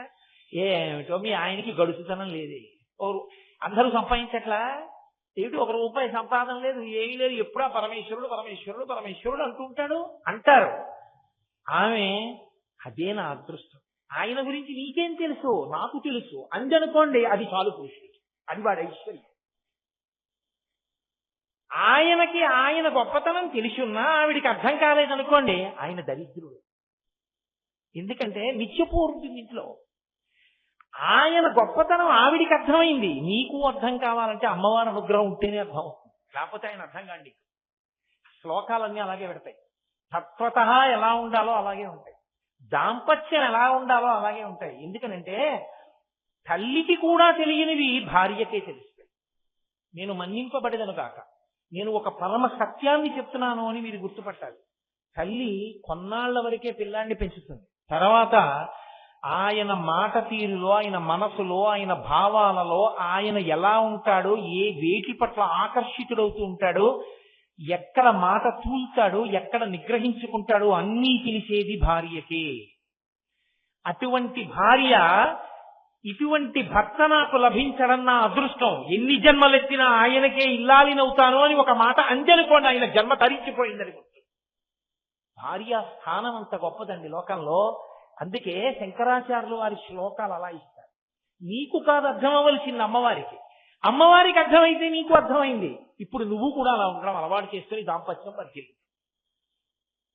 ధమ్మిల్లకాయైచ జటాధరాయ, అమ్మవారిది ధమ్మిల్లం. ధమ్మిల్లము అన్న మాటకు అర్థం ఏంటంటే సంస్కృతంలో సంస్కరింపబడి ముడివేయబడిన జుత్తు అని అర్థం. సంస్కరింపబడుట అంటే ముద్దలుగా కానీ చిక్కులుగా కానీ విరబోసి కానీ ఉండకూడదు. దాన్ని సంస్కరించడము అంటే దువ్వెన పెట్టి చక్కగా దువ్వుకుని తలకి ఏదో సుగంధ భరితమైనటువంటి ద్రవ్యాన్ని రాసుకుని అలది ఆ కొప్పుగా, కబరీబంధము అంటారు, కొప్పుగా వేసుకుని ఉండాలి. ఇప్పుడు ఆ కొప్పుని కొప్పుగా విడిచిపెట్టకూడదు, అలంకృతమై ఉండాలి. సిగలో పువ్వులు ఉండాలి, ముందు భాగంలో బొట్టు ఉండాలి. ఇక్కడ బొట్టు పెట్టి ఇక్కడ బొట్టు పెట్టుకోవాలా అంటే మొట్టమొదట ఆడదానికి ఎప్పుడు చెరిగిపోని బొట్టు ఎక్కడ అంటే ఇక్కడ. ఈ బొట్టు మరుగున పడుతుంది, ఒక్కొక్కప్పుడు చెమట పట్టినప్పుడు, స్నానం చేసినప్పుడు మరుగున పడుతుంది. ఎప్పుడూ మరుగున పడకుండా ఉండేది. అందుకే మరుగు పడకూడదని సింధూరం అలదుకుంటారు. సింధూరం తడి తెగిలి కడిగినా కూడా పోదు, మరకుండిపోతుంది. భర్త ఐశ్వర్యాన్నంతటినీ ఇక్కడి బొట్టు చేత నిర్ణయిస్తారు. శంకరుడు సౌందర్యలహరిలో శ్లోకం చేశారు దీని మీద. తనోతు క్షేమం నస్తవ వదన సౌందర్యలహరి అంటారు. ఇక్కడి బొట్టు చాలా ప్రధానం, ఇది కూడా చాలా ప్రధానం. కానీ పురుషుడు పెట్టుకుంటాడు, స్త్రీ పెట్టుకుంటుంది. పురుషుడు పెట్టుకోంది, స్త్రీ పెట్టుకునేది ఇక్కడ. ఇక్కడ ఎందుకు పెట్టుకుంటుంది అంటే భర్త యొక్క ఐశ్వర్యాన్ని నిర్ణయం చేస్తుంది లక్ష్మిగా ఇక్కడ బొట్టు పెట్టుకుని. కబరీబంధము చిక్కులు లేకుండా ఉండాలి. ఘన స్నిగ్ధ శ్లక్షణం చికుర నికురంబం తవ శివే అంటారు శంకరుల సౌందర్యలహరిలో. ఒత్తైన జుత్తు చిక్కుముడులు లేకుండా చక్కగా దువ్వెనతో సంస్కరించుకుని ఆ కొప్పుని ముడి వేసుకుంటుంది. ఎప్పుడు? భర్త నిద్ర లేవకముందు. భర్త నిద్ర లేచిన తరువాత జట వేయరాదు. అందుకే ఈ అనుగమించడం అన్న మార్గాన్ని చెప్పడం కోసమే ఇప్పటికీ శ్రీకాళహస్తి క్షేత్రంలో ఒక విచిత్రం ఉంటుంది. శ్రీకాళహస్తిలో మొట్టమొదటి అభిషేకం వాయులింగానికి చెయ్యరు. మొదటి అభిషేకం జ్ఞానప్రసూనాంబకి చేస్తారు. ఎందుకో తెలుసా అండి? ఇల్లాలు లేచి స్నానం చేసి సిద్ధమై మడినీళ్లు పట్టుకెళ్లి పూజామందిరంలో పెడితే యజమాని వేస్తాడు తప్ప యజమాని లేచి ఆయనే పూజగా తుడుచుకుని ఆయనే మడినీళ్ళు పెట్టుకుని ఆయనే నైవేద్యానికి పెట్టుకుని ఆయన కర్మక ఆయన పూజ చేసుకుంటుంటే ఈవిడ 7:30కి లేచింది అంటే ఆయనకు వచ్చిన నష్టం లేదు, ఆవిడ పాడైపోయిందని గుర్తు. అనారోగ్యం అయితే మాత్రం మినహాయి. అనారోగ్యం విషయంలో నేను ఈ వ్యాఖ్య చేయట్లేదు. కానీ ఆవిడ ఉన్నది ఎందుకు అంటే ఇదిగో ప్రధాన కర్తవ్యం ఇదే. ఆయన పూజా మందిరాన్ని తుడిచి సిద్ధం చెయ్యాలి. అది ఒక్క భార్యకి, కొడుక్కి, మంత్రోపదేశం పొందినటువంటి శిష్యులకు, కోడలికి, వీళ్ళకి మాత్రమే అధికారం.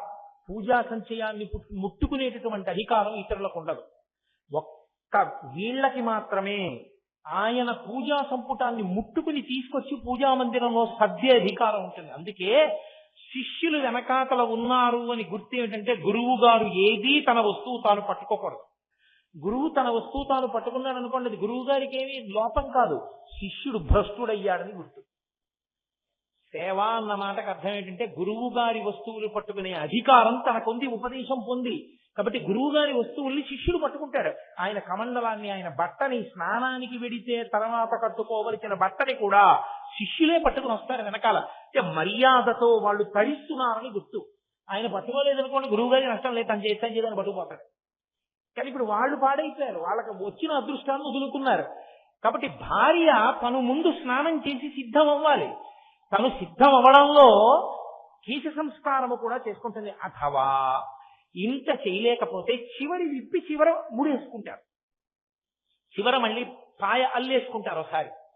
అందుకే జ్ఞానప్రసూనాంబ మొదటి అభిషేకాన్ని పొందుతుంది. అసలు శ్రీకాళహస్తి లాంటి క్షేత్రం మీకెక్కడ కనపడదు. ఎందుకో తెలుసా అండి? శ్రీకాళహస్తి క్షేత్రంలో ఉన్నన్ని వైవిధ్యాలు మీకు ఏ క్షేత్రంలోనూ కనపడవు. శివలింగం పక్కనే అమ్మవారు ఉంటుంది. ఒక్క శ్రీకాళహస్తిలో శివలింగం అటు చూస్తుంది తూర్పుకి, పశ్చిమానికి అమ్మవారు తూర్పు చూస్తుంది. శ్రీకాళహస్తి క్షేత్రం లోపలికి వెడుతూనే దూర్జటి రోమశ మహర్షి యొక్క సమాధులు ఉంటాయి. వాళ్ళు భక్తులు తమ మించి వెళ్ళాలని కోరుకున్నారు. అందుకే 2 గడపల కంచు గడప కూడా ఉంటుంది. దాటి పెడతారు లోపలికి. శ్రీకాళహస్తి క్షేత్రంలో ఎలా పడితే అలా లోపలికి వెళ్ళకూడదు. అసలు నిజంగా మాట్లాడాలంటే జింక చర్మం కట్టుకుని వెళ్ళాలి శౌచం కోసం. అలా వెళ్ళలేదేమోనని మీరు లోపలికి వెళ్ళగానే ఎడం పక్కకి తిరగగానే గణపతి దేవాలయంలో ముందర నరమృగ రూపం ఒకటి ఉంటుంది. అది కృష్ణాజినం జింక రూపంలో ఉండి మనిషి ముఖంతో ఉంటుంది విఘ్నేశ్వరుడి ముందు. దాన్నోసారి చేతితో తడిమి గుళ్ళోకి వెళ్ళాలి. అక్కడొక్క చోటే సుబ్రహ్మణ్యుడికి చెంగల్వరాయుడు అని పేరు. అందుకే శ్రీకాళహస్తి చిత్తూరు జిల్లా అంతా చెంగయ్య, చెంగమ్మ, చెంగప్ప ఆ పేర్లు ఉంటాయి. సుబ్రహ్మణ్యేశ్వర స్వామికి చెంగల్వరాయుడు అన్న పేరు ఉన్నది ఒక్క శ్రీకాళహస్తి క్షేత్రమునందే. నవగ్రహాలు లేకుండా శనీశ్వర గ్రహం ఉన్నటువంటి క్షేత్రం ఒక్క శ్రీకాళహస్తి ఉంది. పరమేశ్వరుడి యొక్క సన్నిధిలో వెంకటేశ్వర స్వామి వారు ఇలా వరదహస్తం పట్టకుండా ఇలా అభయహస్తం పట్టిన ఏకైక క్షేత్రం శ్రీకాళహస్తి ఒక్కటే. శ్రీకాళహస్తి క్షేత్రంలోనే అమ్మవారు మిగిలిన వడ్డాణాలు పెట్టుకోకుండా నాగుపావుని వడ్డాణంగా పెట్టుకుంటుంది, కేతుగ్రహాన్ని వడ్డాణంగా పెట్టుకుంటుంది. కాబట్టి అమ్మవారి నడుముకున్నటువంటి వడ్డాణాన్ని వెళ్లి చూస్తే, దర్శనం చేసి నమస్కరిస్తే కేతుగ్రహ దోషం ఉపశమించి ప్రమాదం జరగడం, అవయవాలు పోవడం, మృత్యువు రావడం ఉపశమించి తత్స్థానమునందు జ్ఞానం అంకురిస్తుంది. అందుకే జ్ఞానప్రసూనాంబ సర్పాన్ని వడ్డాణంగా పెట్టుకునేది అక్కడ ఒక్కచోటే. అయ్యవారు నవగ్రహ కవచం కట్టుకుంటారు, అభిషేకం లేదు. ఆయనకి ఎవ్వరూ ముట్టుకోరు. 2 పర్యాయాలు పొరపాటున అర్చకుల యొక్క వేళ్లు తగిలాయి. ఒకసారి అర్చకుడి వేలు తగిలినప్పుడు ఆ వేలు వెంటనే భస్మం అయిపోయి బూది అయిపోయి పడిపోయింది.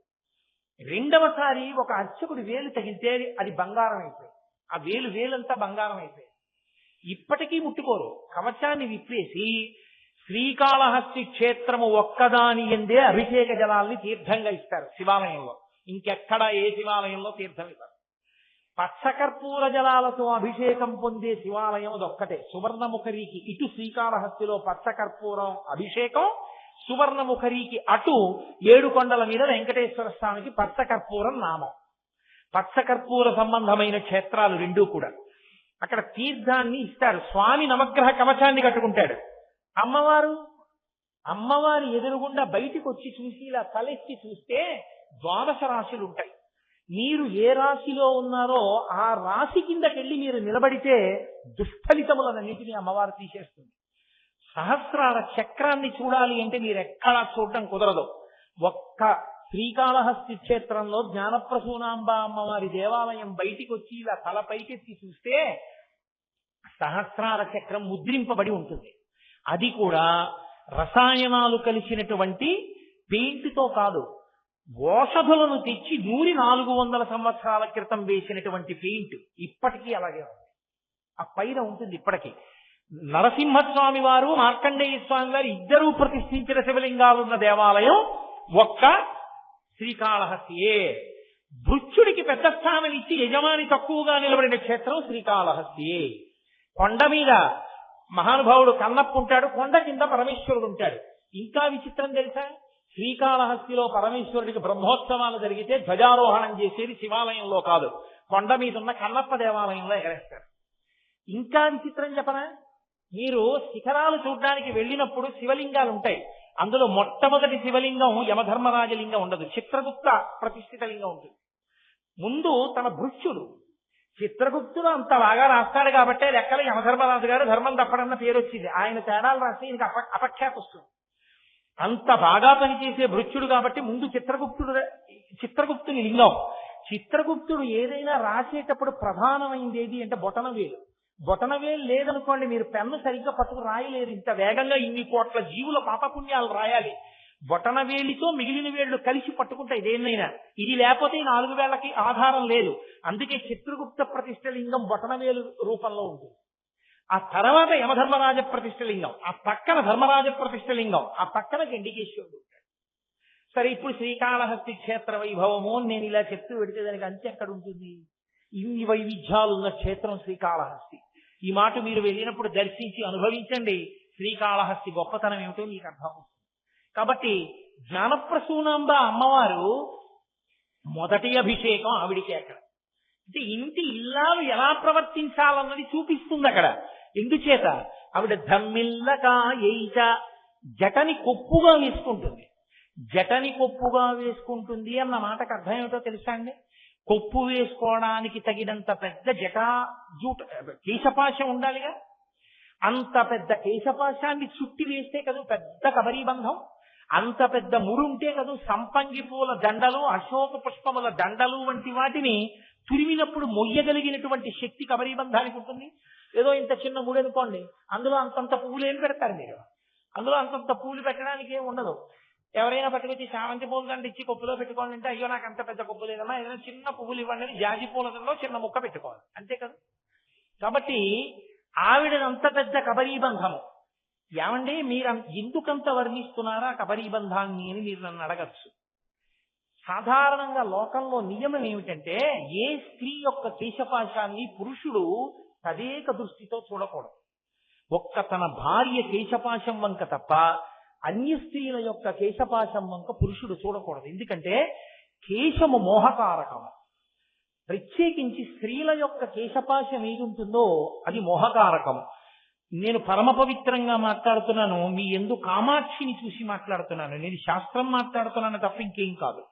కాబట్టి స్త్రీ కేశపాశముల వంక తదేక దృష్టితో చూడవద్దు అని పురుషుడికి నిషేధం. అమ్మవారి కేశపాశం వంక ప్రయత్నపూర్వకంగా చూడాలి ధ్యానంలో. ఎందుకో తెలుసా? అలా చూస్తే అజ్ఞానం పోతుంది.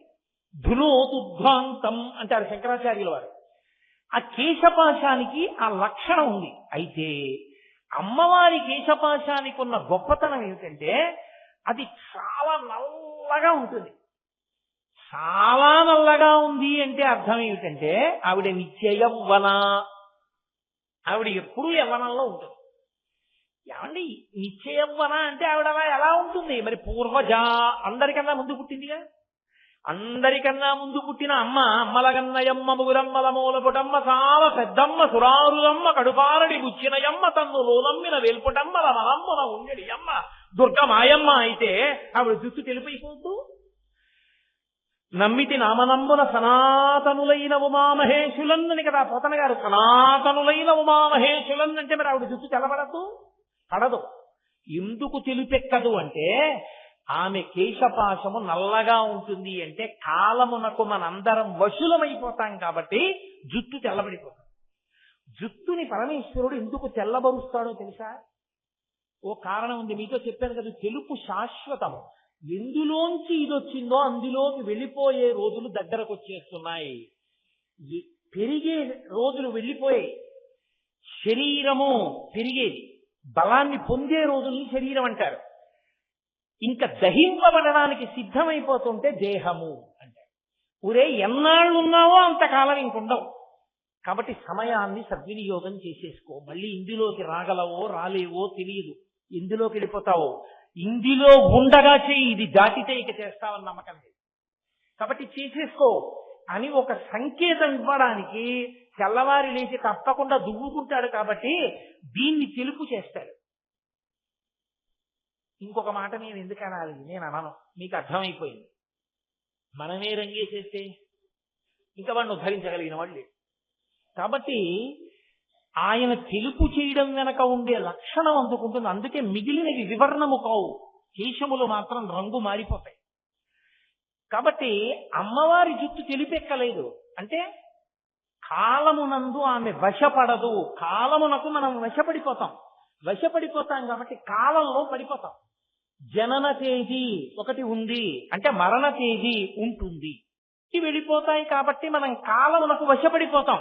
6 వికారములు పొందేస్తుంది శరీరం. పుట్టినది, ఉన్నది, పెరిగినది, తరిగినది, మార్పు చెందినది, నశించిపోయినది.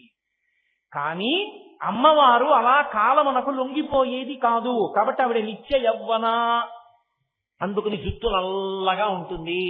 అందుకని ఆవిడ ధమ్మిల్లకాయైచ, ఆవిడ జుట్టు ముడి వేసుకుని ఉన్నది. జుట్టు ముడి వేసుకుని ఎందుకు ఉండాలి అంటే శాస్త్రమునందు ఒక మాట ఉంది. జుట్టు విరబోసుకుని ఇంట్లో ఇల్లాలు ఉన్నా జుట్టు విరబోసుకుని స్త్రీ రాజవీధి యందు నడిచి వెళ్ళినా ఆ దేశమునకు అరిష్టము, ఆ ఇంటికి అరిష్టము అని గుర్తు. ఆ ఇంట అమంగళము తొందరగా వస్తుంది, శుభము దూరంగా పోతుంది. సంప్రదాయమే. అది మంగళ సూచన. అందుకే స్త్రీ జుత్తుని జల్లుకుని ఉండకూడదు. అందుకే వివాహకాండలో ఒక మంత్రం చెప్తారు. భర్త భార్య మెడలో తాళి కట్టాక చెప్తాడు, నేను ఎప్పుడూ నిన్ను చూడకూడదని అనుకుంటున్నది ఎలాగో తెలుసా, నీ జుత్తు విరబోసుకుని నువ్వు ఉండి నీ గుండెలు బాదుకుంటూ నా కంట కనపడకుండెదవుగాక. జుత్తు చల్లుకుంటే ఏమవుతుందంటే స్త్రీకి ఖచ్చితంగా అశౌచం కలుగుతుంది. అశౌచం కలిగినటువంటి ఉత్తర క్షణంలో ఆమె పూజార్హతని కోల్పోతుంది. ఆమె పూజ చెయ్యడానికి అర్హతని కోల్పోతే ఏమవుతుందంటే పురుషుడు చేసిన కార్యం మంగళప్రదంగా పూర్తి కాకుండా శుభప్రదమైన ఫలితాన్ని ఇవ్వకుండా పోతుంది. కారణం ఏమంటే, నాకు ఇది ఎలా మీకు స్పష్టంగా అర్థమయ్యేటట్టు చెప్పాలి అన్న విషయంలో నేను కొంచెం తడబాటు పొందుతున్నాను. ఉండకూడని రీతిలో ఉంటే శౌచము లేదు అంటారు. శౌచము లేకపోతే పూజ చేయడానికి అర్హత ఉండదు. శౌచం ఎప్పుడు పోతుంది అంటే జుత్తు కానీ విరబోసుకుని ఉన్నారనుకోండి పోతుంది. అందుకే ఇప్పటికీ మీరు సంప్రదాయం తెలుసున్న ఇళ్లలో చూడండి, గబగబా చాలా ఏదో బాలసారి చేస్తుంటారు. బారసాల కాదు, బాలసారే. బాలసారే అంటే బాలునకు ఇస్తున్న సారే కానుక. దాన్ని బారసాల భారసాల ఎంత భారమైనా ఎక్కించారు. అసలు దాని ఉచ్చారణ బాలసారే. బాలసారే యందు ఆ ప్రసవమైనటువంటి తల్లి ఏదో తలస్నానం చేసి వచ్చింది అనుకోండి, కానీ ఆమె తడి జుట్టుతో ఎక్కువసేపు ఉండకూడదు. కాబట్టి ఆమెకి కబరీబంధం వేయకూడదు, జటాబంధనం వేయకూడదు. కొంచెం జుట్టు విడివిడి ఉంటే ఆరిపోతుంది తొందరగా. ఇప్పుడు ఆమె పూజకి తొందరగా కూర్చోవలసి వస్తే ఏం చేస్తారంటే చిట్ట చివర ముడి వేస్తారు. చిట్ట చివర ముడి వేసి పూజకు కూర్చోమంటారు. ఎందుకని అంటే జుట్టు జల్లుకుని ఉందనుకోండి అశౌచం వచ్చేస్తుంది వెంటనే. శ్రీరామాయణంలో బాలకాండలో ఒక ఆఖ్యానం ఉంది. అందులో దితి కశ్యప ప్రజాపతిని అడిగింది ఒకప్పుడు, నాకు ఇంద్రుణ్ణి చంపేటటువంటి కొడుకు కావాలి, ఏం చేయమంటావని అడిగింది. ఆయన అన్నాడు, ఒక పని చెయ్యి, 1000 సంవత్సరముల పాటు తపస్సు చెయ్యి. తపస్సు చేస్తే నీవు ఇంద్రుణ్ణి చంపగలిగిన కొడుకుని కంటావు. ఆవిడ తపస్సు మొదలెట్టింది. చిత్రం ఏమిటంటే దితి అదితి కశ్యప ప్రజాపతి భార్యలు. అదితి కొడుకు ఇంద్రుడు, కాబట్టి దితికి కూడా కొడుకు వరకే అవుతాడు. ఈయన ఆవిడికి సపర్యలు చేస్తున్నాడు. ఆవిడ సపర్యలు చేయించుకుంటూ ఆయన్ని చంపే కొడుకు కోసమే తపస్సు చేస్తోంది. 990 సంవత్సరాలు అయిపోయి ఒక రోజు ఆవిడ ఇంద్రుడిని పిలిచండి, గర్భం కూడా పెరుగుతోంది లోపల, మరి కొడుకు పుట్టాలిగా. 1000 సంవత్సరముల గర్భం అది. బయట తపస్సు, లోపల బిడ్డ పెరుగుతున్నారు. 10 ఏళ్లే మిగిలిందయా ఇంద్ర, తొందరలో తమ్ముణ్ణి చూడబోతున్నావు, నీకు జయమగుగా అని ఆవిడ మధ్యాహ్నం వేళ పాపం 990 సంవత్సరముల గర్భాన్ని ధరించింది. తపస్సు చేత క్లేశాన్ని పొందింది. ముందు ఆవిడ చేసిన పొరపాటు ఏమిటంటే జుట్టుని ముడివేయడం వదిలిపెట్టడంలో ఏమైందంటే ఆవిడకి కునుకొచ్చి ఇలా ముందుకి వాలింది. కునుకుపాటుతో ఇలా వంగింది. ఆ జుట్టు వెనక ఉన్నది చల్లుకుని ముందుకొచ్చి కాళ్ళకి తగిలింది. తగలగానే ఆవిడకి అశౌచం వచ్చింది. ఎందుకని అంటే జుట్టు ముడివిడిపోయింది. జుట్టు ముడివిడిపోయి చల్లుకుపోయింది కాబట్టి కింద. ఇప్పుడు ఆవిడికి అశౌచం వచ్చింది కాబట్టి ఆవిడ తపస్సుని భంగం చేయడానికి ఇంద్రుడికి అవకాశం వచ్చింది. ఆవిడ ముడి వేసుకునే లోపల ఇంద్రుడు సూక్ష్మ శరీరంతో లోపలికి వెళ్ళిపోయి వజ్రాయుధం పట్టుకుని లోపల ఉన్న పిండానికి కనపడ్డాడు. వాళ్ళు ఏడిచింది ఆ పిండం. మారుదస్యేతి గర్భం శక్రోప్యభాషత, అయ్యో మమ్మల్ని చంపేకు అని ఏడిచింది లోపల ఉన్న పిండం. ఆయన అంత ఏడుస్తున్నా ఊరుకోకుండా తన వజ్రాయుధాన్ని పెట్టి ముక్కలు కింద నరికేశాడు. పిండాన్ని నరికి పైకొచ్చేసాడు. అప్పుడు దిగండి, నిజమే నాది తప్పు, కేశపాశాన్ని కింద ముడివేయకుండా తూలేను, జుట్టు చల్లుకుంది కాళ్ళ మీదకి, అశౌచం వచ్చింది. నా భర్త నన్ను ముందే హెచ్చరించాడు, నువ్వు చాలా జాగ్రత్తగా ఉండాలి సుమా తపస్సు చేసేటప్పుడు. అన్నిటికన్నా ప్రధానమైనది ఏదో తెలుసా, ఒక ఇల్లాలిగా నువ్వు తపస్సు చేసేటప్పుడు శుచిర్యది భవిష్యసి, జుట్టు చల్లుకుని ఉండకుండా చూసుకో, శౌచము పోకుండా చూడన్నాడు. జుట్టు ముడి వదిలేను, చల్లుకుంది, కింద విచ్చుకుంది. ఆ కారణంగా అశౌచము కలిగి నా కుమారుడు లోపల ముక్కలైపోయారు. అంటే ఇంద్రుడు అన్నాడు, బెంగ పెట్టుకోకమ్మా, లోపల నన్ను చూసి మారుదహ మారుదహ మమ్మల్ని చంపవద్దు చంపవద్దు అని ఏడిచారు కనుక వాళ్ళని మరుత్తులు అని పేరు పెట్టి నేను వాళ్ళని దేవతాగణంలోకి తీసుకుంటానని మరుద్గణములు అన్న పేరుతో వాళ్ళకి అధికారం ఇచ్చారు. అంటే సంప్రదాయమునందు ఒక్కొక్క దానికి ఒక్కొక్క విలువ ఉంటుంది. అంత విలువ ఉంటుందా అండి అని మీరు ఆశ్చర్యపోవక్కర్లేదు. ఆయన ఎంఎస్ సర్జన్, ఆయన గుండె కోసేసి ఆపరేషన్ చేసేయగలడు. ఓ గోరు చుట్టూ ఆపరేషన్ చేయడానికి వచ్చాడు. అయినా ఆయన వేసుకున్నటువంటి బట్టలు తీసి అక్కడ పెట్టేసి, పర్సు తీసేసి అక్కడ పెట్టేసి, ఒక టోపీ ఒకటి ఆకుపచ్చడి పెట్టుకుని, తన చేతులు శుభ్రంగా కడుక్కుని గ్లోవ్స్ వేసుకుని, అప్పుడైనా కత్తి పట్టుకుని గోరు చుట్టూ కోస్తున్నాడు. అలవోకగా గోరు చుట్టూ కొయ్యగలిగిన డాక్టరు ఎందుకన్ని జాగ్రత్తలు తీసుకుని కోస్తున్నాడు అంటే, ఒక పని చేసే ముందు ఒకలా ఉంటే తప్పది సిద్ధించదు, లేకపోతే దోషం వస్తుంది ఖచ్చితంగా. ఎట్నుంచో బ్యాక్టీరియా ప్రవేశిస్తుంది. ఒక పుండు కోసే డాక్టర్ సరిగా ఉండకపోతేనే బ్యాక్టీరియా ప్రవేశిస్తే ఈశ్వర శాసనాన్ని అతిక్రమిస్తే అశౌచం వస్తుందని మీరు ఎందుకు నమ్మలేరు. కాబట్టి భర్త యొక్క మంగళత్వమునకు గుర్తేది అంటే భార్య వేసుకున్న కబరీ బంధమే. జటన్నా వేసుకోవాలి, ముడన్నా వేసుకోవాలి. అలా ముడి వేసుకుంటే అది మంగళ దర్శనం అని గుర్తు. పాపం ఆయన ఏదో పొద్దున్నే బయటికి వెళ్తున్నాడు, వెనక జుట్టు విరబోసుకుని ఒక స్త్రీ కనపడింది. ఆయన కర్మ అమంగళం. వెంటనే ఆయన భగవతిని ప్రార్థన చెయ్యాలి. సర్వమంగళ మాంగళ్యే శివే సర్వార్థ సాధకే శరణ్యే త్రయంబకే దేవి నారాయణి నమోస్తుతే అని అమ్మవారి కబరీ బంధాన్ని ఒకసారి ఊహ చేసి నమస్కారం చేసి వెళ్ళాలి. అంత అమంగళకరమైనటువంటి శకునం అది, జుట్టు విరబోసుకుని కనపడితే. అమ్మవారు అలా ఉండదు సుమ. అంత పెద్ద జుట్టుందని, అంత నల్ల జుట్టుందని, అంత నొక్కుల జుట్టుందని, అంత చిక్కులు లేని జుట్టుందని ఆవిడ విరబోసుకు తిరుగుతుంది అనుకుంటున్నావేమో. అలా తిరిగే లక్షణం ఉన్నది కాదు. ఆమె ఝమ్మిల్లకాయైజ, అమ్మవారి సిగని చెప్తూ కుటుంబాలలో ఉండవలసిన సంప్రదాయాల్ని చెప్తున్నారు జగద్గురువులు కనుక శంకరాచార్యుల వారు. ఇది ఏకకాలమునందు శ్లోకాన్ని నడిపించగలిగిన ప్రజ్ఞ శంకరాచార్యుల వారిది. కాబట్టి ఝమ్మిల్లకాయైజ, అంత నల్లగా ఉంటుంది ఆవిడ జుట్టు. నిత్య యవ్వన, కాలాతీతురాలు అయినా సరే సంప్రదాయం విషయం వచ్చేటప్పటికి ఆవిడ అలా ఉంటుంది. శంకరులు సౌందర్యలహరిలో అంటారు, పరమశివుడు సభలోకి విజయం చేస్తున్నాడు అని చెప్పగానే ఆవిడ గబగబా వెళ్లి మోకాళ్ల మీద ఒంగుని పరమశివుడి పాదములకు తన బొట్టు తగిలేటట్టుగా నమస్కారం చేస్తుంది. అన్ని మాటలు నమస్కరిస్తుంది కాబట్టే ప్రతిరోజు ఆవిడ మోకాళ్ళు మాత్రం గరుగ్గా ఉన్నాయన్నారు శంకరాచార్యులు గారు. అంటే ఒక పతివ్రత లక్షణం అంత గొప్పగా ఉంది. భర్తకి నమస్కరించడం పరమేశ్వరుడికి నమస్కరించడం. భర్త నమస్కరించాలంటే ధ్యానమునందు జాగ్రత్తగా నమస్కారం చెయ్యాలి. అది భార్యకి ఉన్న గొప్ప అదృష్టం. భర్తకి నమస్కరిస్తే పరమేశ్వరుడికి నమస్కరించినట్టే. సాక్షాత్తు పరదైవమే భర్త రూపంలో ఉన్నాడు అని చెప్తోంది శాస్త్రం. కాబట్టి అమ్మవారు అటువంటి ధమ్మిల్లమును కలిగి ఉన్నది, జుత్తు ముడి వేసుకుని ఉన్నది. అమ్మవారి జుత్తు ముడి వేసుకుని ఉంటుంది అన్న మాటని గొప్ప గొప్ప కవులు అంటే నా ఉద్దేశం రాత్రివేళ కాఫీ ఫ్లాస్క్ లో పోసుకుని యతి ప్రాస చూసి రచనలు చేసిన కవులని నా ఉద్దేశ్యం కాదు.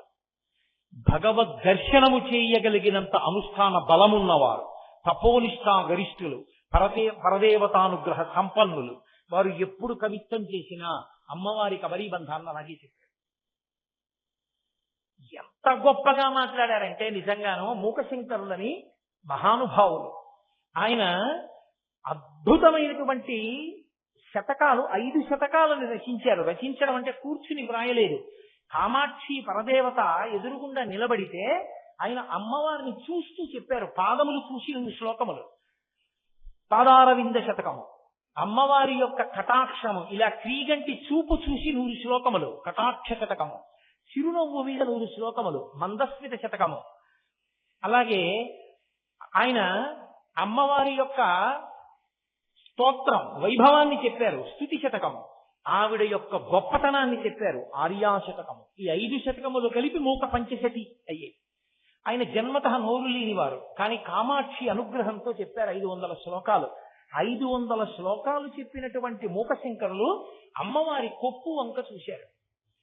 అది జుట్టు చల్లుకుని చిమ్ముకుని లేదు, కొప్పు వేయబడి ఉంటే దాని మీద ఆయన చేసిన శ్లోకాలు హరితరసాఖ్యం, అమృత భాండములు, అటువంటి శ్లోకములు చేశారు.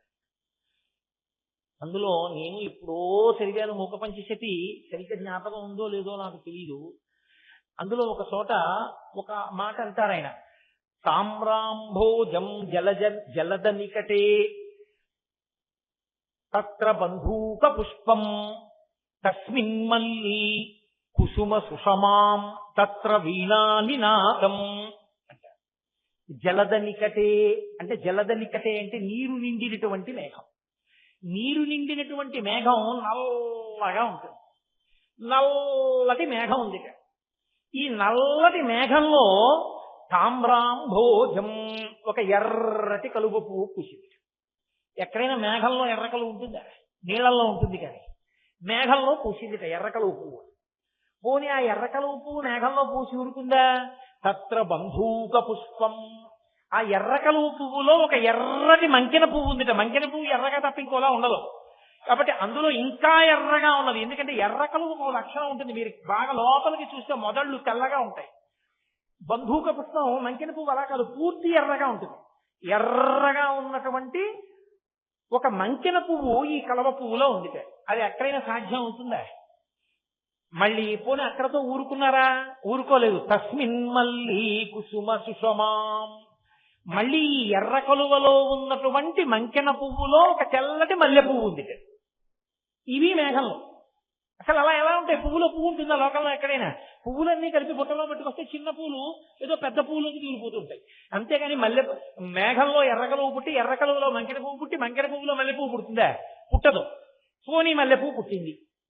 అక్కడ చూస్తే తత్ర వీణానినాదం, వీణ వాయిస్తున్నటువంటి ధ్వని వినపడుతోందట ఆ మల్లె పువ్వు దగ్గర. అదేమిటండి ఇది ఎలా సాధ్యం అంటారేమో. వ్యావృన్వానా సుకృతలహరి కాచి కాంచీలహర్యా, ఇది కాంచీనగరంలో జరిగినటువంటి ఒక పెద్ద ఇంద్రజాలం అన్నారు ఆయన. ఐశానీశా కలయతి సరా ఇంద్రజాలం విలాసం. ఐశానీశ అంటే ఈశానుని యొక్క భార్య అయినటువంటి కామాక్షీదేవి యొక్క ఇంద్రజాల విద్య అలా కనపడుతోంది అన్నారు. ఇంద్రజాలంలో ఉన్నది ఉన్నట్టు, లేనిది ఉన్నట్టు కనపడుతుంటుంది కదా, ఉన్నది లేనట్టు, లేనిది ఉన్నట్టు. అమ్మవారు చేసిన ఇంద్రజాలం అన్నారు. ఏమిటి ఆ ఇంద్రజాలం అంటే, తామ్రాంభోజం జలద నికటే తత్ర బంధూక పుష్పం, మేఘంలో ఎర్రకలువ ఉండదు, నల్ల జలద నికటే, నీరు నిండిన మేఘం నల్లగా ఉంటుంది. ఏమిటి ఆ నల్లటి మేఘం అంటే అమ్మవారి కొప్పు. నల్లటి అమ్మవారి కొప్పు దగ్గర తామ్రాంభోజం, ఎర్రటి కలువ అమ్మవారి ముఖం. తత్ర బంధూక పుష్పం, మళ్ళీ ఎర్రటి కలువ పువ్వులో ఇంకా ఎర్రని మంకెన పువ్వు ఉంది. అమ్మవారి యొక్క అధరం, కింది పెదివి. అక్కడ తస్మిన్ మల్లి కుసుమ సుషమాం, అక్కడ మల్లె పువ్వులు ఉన్నాయి. ఓ మల్లె పువ్వు ఉంది అంటే విచ్చుకోకుండా నవ్వింది ఆవిడ. మల్లె పువ్వు లాంటి పళ్ళు కనపడ్డాయి. తత్ర వీణానినాదం, ఆవిడ నోరు విప్పి మాట్లాడితే వీణ మోగినట్టు ఉంటుంది ఆ కంఠం. అటువంటి కంఠధ్వని వీణానాదం వినపడుతోంది. అంటే అమ్మవారి ముఖమండలాన్ని కొప్పుని వర్ణించడానికి మూకశంకరుడు ఒక పెద్ద పొడుపు కథ ఇచ్చినంత గొప్ప శ్లోకాన్ని ఇచ్చారు. స్థితి శతకం అనుకుంటాను నాకు జ్ఞాపకం ఉన్నంత వరకు. కాబట్టి ఆయన కూడా జలదనికటే, నల్ల మబ్బుతో పోల్చారు అమ్మవారి యొక్క కబరీ బంధాన్ని. అంత నల్లని జుట్టు కలిగిన అమ్మ, అటువంటి కొప్పు వేసుకునేటటువంటి లక్షణం ఉన్న అమ్మ అంటే ఇంటి ఇల్లాలు అటువంటిది కనుక ఇంట్లో ఉన్నటువంటి యజమానికి అంత వైభవం కలిగింది. ఇంటి ఇల్లాలు ఎంత శౌచంతో, ఎంత మంగళప్రదమైనటువంటి రూపంతో ఉంటుందో, ఎంత చక్కగా ఇంట్లో మెసలుతుందో దాన్ని బట్టి భర్త యొక్క ఐశ్వర్యము నిర్ణయింపబడుతుంది. కాబట్టి ఆ తల్లి అంత అందంగా సంప్రదాయాన్ని పాటించింది. ధమ్మిల్లకాయైచ జటాధరాయ, ఆయన ఈవిడిది చెప్పారు కొప్పేసుకుని ఉంది అమ్మవారు. అయ్యవారు జటాధరాయ, జట అన్న మాటకు అర్థం ఏంటో తెలుసా అండి? ఆయన వేసుకోలేదు, మగవాడు జడలేసుకోడుగా. మగవాడు ఇలా అల్లుకుని జడలేసుకుని పూలెట్టుకుని అవన్నీ చేయరు. కానీ ఆయనకి జటలు కట్టింది. జటలు ఎప్పుడు కడుతుంది?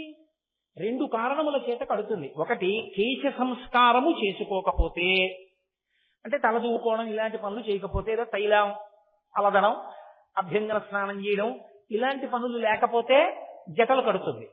అందుకే పుట్టు జుత్తులు ఇచ్చే వరకు పిల్లల జుత్తు చిన్ని చిన్ని జటలు కట్టేస్తుంది. ఏమండి పిల్లాడి జుత్తు జటలు కట్టేస్తోంది, తొందరగా 7 వాడి దగ్గరికి వెళ్ళొచ్చేద్దాం అంటుంటారు. జటలు కడుతుంది. అది తడి తగిలినా కూడా జట కట్టేస్తుంది. ముద్దలు ముద్దల ముద్దల ముద్దల కింద జట కడుతుంది. పరమశివుని యొక్క జుట్టు కబరీ బంధంలా చక్కగా దూకుని నూనె రాసుకుని చక్కగా ఏదో పెద్ద కొప్పు లబుడేసుకుని ఆయన లేడు. ఆయన లేడు, ఆవిడ ఉంది. పైకి మీరు శ్లోకం చూశారనుకోండి, ఆవిడ చక్కగా ఉంటుంది, ఆయనకే సరిగ్గా చక్కగా జుట్టు ముడేసుకోవడం అది రాదనిపిస్తుంది. కానీ ఆయన అందం అంతా ఎక్కడుందో తెలుసా?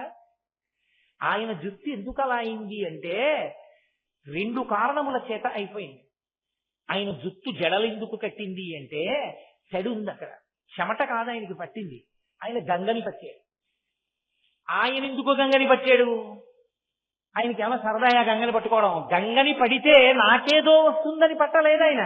గంగని పడితే భగీరథునికి కోరిక తీరుతుందని తన గంగని పట్టాడు. లోకం కోసం బ్రతికే లక్షణం ఉన్నవాడు ఆవిడ భర్త. ఇది ఆవిడ కీర్తి. మా ఆయనంత గొప్పవాడు, ఇది ఆవిడ పరవశం. ఇది నీకు అర్థం కాకపోతే ఆవిడకన్నా ఇంత తక్కువ వాళ్ళ కనబడతాడు. మగవాడికి ఉండవలసిన లక్షణం ఏమిటంటే లోకం కోసం బతకాలి. మగవాడికి ఉండవలసిన లక్షణం ఏమిటంటే కీర్తి చేత బతకాలి.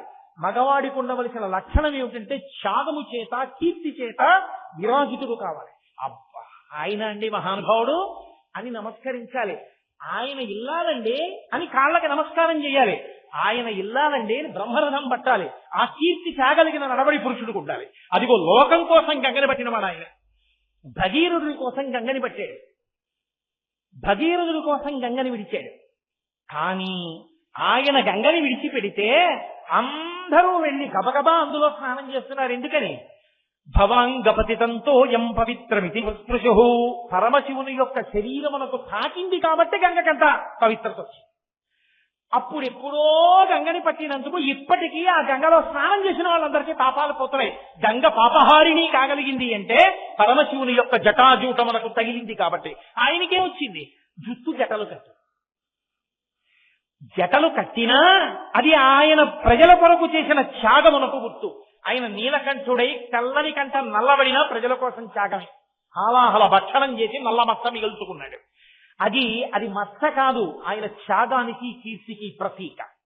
ఆయన జటలు కీచ సంస్కారం పట్టించుకోనటువంటి సరైన నడవడి తెలియని వాడైన కారణం చేత కాదు, భగీరథుడి కొరకు లోకం కొరకు గంగని పట్టడం వల్ల జటలు కట్టినటువంటి జటలు ఉన్నవాడు కాదు. కాదు ఆ జటలు తర్వాత కత్తిరించుకోకూడదండి, అలా ఉంచేసుకోవడం.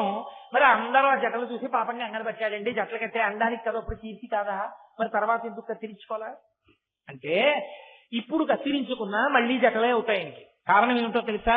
ఆయన బహిర్ముఖుడు వాడు, అది ఆయన గొప్పతనం. ఆమె బహిర్ముఖురాలై తిరుగుతుంటుంది, అందుకే ఆవిడ కొప్పేసుకుంటుంది, ముందు స్నానం చేసేస్తుంది. అన్నీ ఆవిడ ఎందుకు చేసిందంటే ఆయన కూర్చుని ధ్యానం చేసుకుంటాడని. ఆయన కూడా అదే పనిగా ఆవిడ అన్ని అక్కడ పెట్టినా ఈయన పేపర్ చదువుకుంటూ అక్కడికి వెళ్ళి కూడా పేపర్ గురించి మాట్లాడుతూ పూజా మందిరంలో కూడా సెల్ ఫోన్ మాట్లాడుకునేవాడికి భార్య అగతాట్లు పడి అన్ని సిద్ధం చేయడం ఎందుకు? అదో కష్టం తప్ప.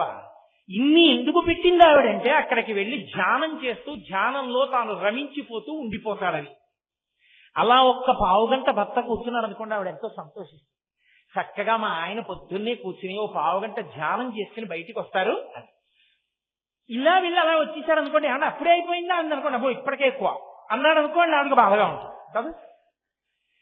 అలా 10 నిమిషాలు భర్త కూర్చుంటేనే సంతోషమైతే ఆయన చేసేటటువంటి ధ్యానం ఎలా ఉంటుందంటే, ఆయన ఎవరి కొరకు ధ్యానం చేయాలి?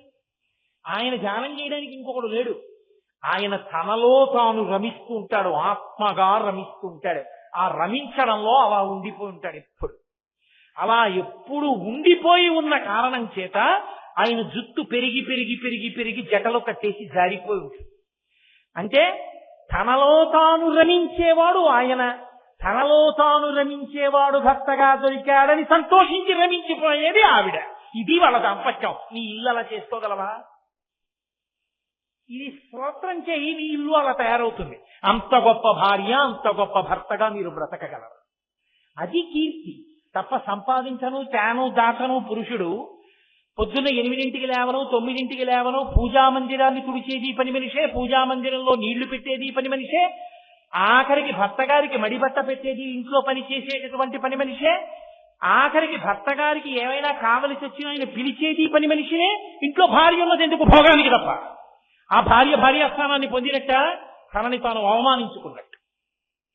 భర్త కొన్నిటికి భార్యయందు మాత్రమే మనసు కలిగి ఉండాలి, అసలు అతిక్రమించడానికి అవకాశమే ఉండకూడదంతే.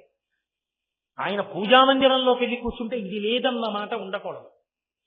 ఆయన ఏదైనా పదార్థం తీసుకుంటే ఇది నాకు సహించదు కదా అన్న మాట ఆయన నోటి వెంట రాకూడదు. ఆవిడ అసలు అది వడ్డించదు. ఆయన మనసు ఆవిడికి తెలుసు. ఆవిడ ధరించేది దేనికి అంటే ఇందులో ఆయన్ని అనువర్తించడానికే ఆవిడ ధరించడానికి గృహస్థాశ్రమంలో ప్రవేశించింది. ఇవి పనివాళ్లు చేస్తే నీ స్థానంలో వాళ్ళు కూర్చున్నారు, నువ్వే స్థానాన్ని పొందావు, ఆయనకి భోగం ఇవ్వడానికి ఉన్నావు. అప్పుడు నువ్వు పాడయ్యావు, ఆయన పాడయ్యాడు. ఆయన పాడయ్యాడు ఎందుకో తెలుసా? కనీసం ఇలా చూపించైనా చేయించుకోవాలి తప్ప అందులో ఇంకోడు ప్రవేశించి తీర్పు చెప్పడానికి అధికారం లేదు. అది భర్త దిద్దుకోవాలి, భార్యని దిద్దుకుని గృహస్థాశ్రమాన్ని నిలబెట్టుకుని ఇద్దరు తరించాలి. కాబట్టి ధమ్మిల్లకాయైక జటాధరాయ, అంత గొప్పవాడు ఆయన, అంత గొప్పది నా తల్లి. ఎంత గొప్పవాళ్ళమ్మా మీ ఇద్దరు, ఎటువంటి దాంపత్యం అమ్మా, ఎటువంటి అర్ధనారీశ్వర స్వరూపం అమ్మా. కాబట్టి నమశివాయైక నమశివాయ. వీళ్ళున్నారే, వీళ్ళు ఆయనకి మానాన ఆయన తరించి, ఆవిడ మానాన ఆవిడ తరించడం, అది కాదు వాళ్ళ లక్షణం. ఆయన ఆవిడ అలా నడవవలసిన అవసరం లేకపోయినా ఎవరి కొరకు నడిచి చూపించారంటే మనం అలా నడవాలని నేర్పడానికి నడిచి చూపించారు. కాబట్టి అమ్మా మీ ఇద్దరిని ఎవరు తలుచుకుంటున్నారో, ఎవరు చూస్తున్నారో, ఎవరు నమస్కరిస్తున్నారో వారికి మంగళం తప్ప ఇంకొకటి ఎందుకు కలుగుతుంది? మంగళమే కలుగుతుంది. ఇది శంకరాచార్యుల వారు చెప్పకుండా చెప్పడం ఆయన ప్రజ్ఞా విశేషం. అందుకని శ్లోకం చాలా సరళంగా ఉంటుంది. అమ్మో ఇది ఎలా చదువుతానండి అని భయపడిపోవలసినంత ఆర్భాటంగా ఏముండదు, హడావిడిగా. ఎందుకని? 100 ఉంటే 99 మంది గృహస్థాశ్రమంలోనే ఉంటారు. 99 మంది గృహస్థాశ్రమంలో ఉన్నప్పుడు ఆ గృహస్థాశ్రమం మీద శంకరాచార్యుల వారు తీసుకున్న సన్యాసాశ్రమం కూడా ఆధారపడి ఉన్నప్పుడు ఆ ఆశ్రమంలో ఉన్న వాళ్ళు తరించడానికి, చదువుకోవడానికి వీలుగా స్తోత్రం ఉండాలి తప్పది చాలా జటిలంగా ఉంటే ఎలా చదువుతారు? అందుకే అంత తేలిక ఛందస్సులో అంత తేలిక మాటలతో ఇచ్చారు. నేను చదవలేనండి అనడానికి వీల్లేదు. ఏదీ రాకపోయినా నమశివాయైక నమశివాయ అనగలవా? కొన్ని మిగిలిన పాదాలు రాకపోతే అదను చాలు. అర్ధనారీశ్వరులు కూర్చున్నారు, ఆ నమస్కారం ఒకటి చేయి, నీకు వచ్చేస్తుంది ఫలితం. అందుకని మకుటాన్ని మాత్రం నమశివాయైక నమశివాయ. ఇద్దరి లక్షణమేమి? మంగళములను ఇవ్వడమే. ఇద్దరి లక్షణమేమి? శుభములను శోభనములను ఇవ్వడమే. అందుకని ఇద్దరికి అదే సంబోధన ప్రయోగిస్తూ నమశివాయైక నమశివాయ అని శాంపేయ గౌరార్ధ శరీరకాయై కర్పూర గౌరార్ధ శరీరకాయ ధమ్మిల్లకాయైక జటాధరాయ నమశివాయైక నమశివాయ. ఒక్క మాట అని పూర్తి చేస్తాను. ఎందుచేత అంటే ఏమో 7 రోజులు 8 శ్లోకాలు, 2 రోజులు ఒక శ్లోకం అయింది, అది కూడా ఏదో జరిపేసి నిజంగా చెప్తే అవుతాయా? ఒక్క ధమ్మిల్లకాయైక అంటే నల్లాల పడుతుంది. కాబట్టి అందుకే మీరు చిత్రం చూడండి, ఆ శ్లోకంలో శంకరులు చెప్పిన దాన్ని చెప్పలేదు, ఇంకా మిగిలినవి. ఒక్క అమ్మవారి కబరీబంధం, పరమేశ్వరుడి జటాజూటం మాత్రం ఆ స్తోత్రంలో 3 మాటలు ప్రస్తావించారు. 3 సత్యం. ఎందుకో తెలుసా? వీటి విషయంలో పరాకుగా ఉండి జాగ్రత్తగా ఉండండి. బహుశా శంకరులు ఈ విషయంలో రాబోయే కాలంలో గాడి తప్పుతుంది దేశం అని బాగా దీన్ని నొక్కి చెప్పాలనుకున్నారేమో, అందుకని 3 మార్లు చెప్పారు ఆ విషయాన్ని. కాబట్టి చూడండి, 2వ శ్లోకం దగ్గరికి వచ్చేటప్పటికి ఆయన అంటారు కస్తూరికా కుంకుమ చిచ్చితాయి. అమ్మవారిని ఉద్దేశించి అంటున్నారు, అమ్మా నీవు కస్తూరి అలదుకుంటావు, కుంకుమ అలదుకుంటావు. చిర్చితాయి అంటే అలదుకొని ఉండేటటువంటి లక్షణం ఉన్నదానా. కస్తూరి మృగనాభి అని పేరు దానికి. ఒకానొక మృగం ఉంటుంది, జంతువు, కస్తూరి మృగము అంటారు. దాని నాభి నుండి స్రవిస్తుంది. అది విశేషమైనటువంటి సువాసనతో కూడుకున్నదై ఆ కస్తూరి అలంకారం చేసుకున్నటువంటి కారణం చేత అది దేనికి ఉద్దేశింపబడినదో తత్ఫలితాన్ని సాధించి పెట్టగలిగిన లక్షణం ఉంటుంది. లోకంలో ఒక విచిత్రమైన పోకడు ఉంటుంది. మనుష్యుడొక్కడే అన్నిటి నుంచి వచ్చినటువంటి గొప్ప గొప్ప వాటిని అనుభవించగలిగి ఉంటాడు. సముద్రంలో చేప ఉందనుకోండి, భూమి మీదకి ఎప్పుడు రాదు, సముద్రంలోనే పడి ఉంటుంది. అలాగే ఆ చేపని ఇంకో చేప తింటుంది, అంతే అది అలా ఉంటుంది. సముద్రంలో చేప నేల మీదకి వచ్చి నడవదు. నేల మీద నడిచేటటువంటి ఏనుగు సముద్రంలోకి వెళ్ళి ఈద్దామని సముద్రంలో ఈదదు. గాలిలో ఎగిరేటటువంటి పక్షి భూమి మీద నడవదు. భూమి మీద నడిచేటటువంటి ఎలక గాలిలోకి ఎగరదు.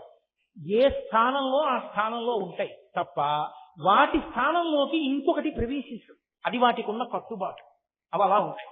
అందుకే అది ఎంత గొప్పదవనివ్వండి, రెండోది తీసుకోదు. ఏనుగుకి దంతం చాలా గొప్పది, కానీ ఏనుగు దంతం నవలడానికి పనికి రాకపోయినా అంత అందంగా ఏనుగు దంతాలున్నా ఆ ఏనుగు దంతాన్ని అడవిలో ఉన్నటువంటి ఏ ఇతర జంతువు తీసుకో. నాకు కావాలి దంతం అని పుచ్చుకోదు. దంతం కోసం ఏనుగుని ఇతర మృగాలు చంపవు. అలాగే మీకు జింక ఉంటుంది. జింక చాలా అందమైనటువంటి జంతువు.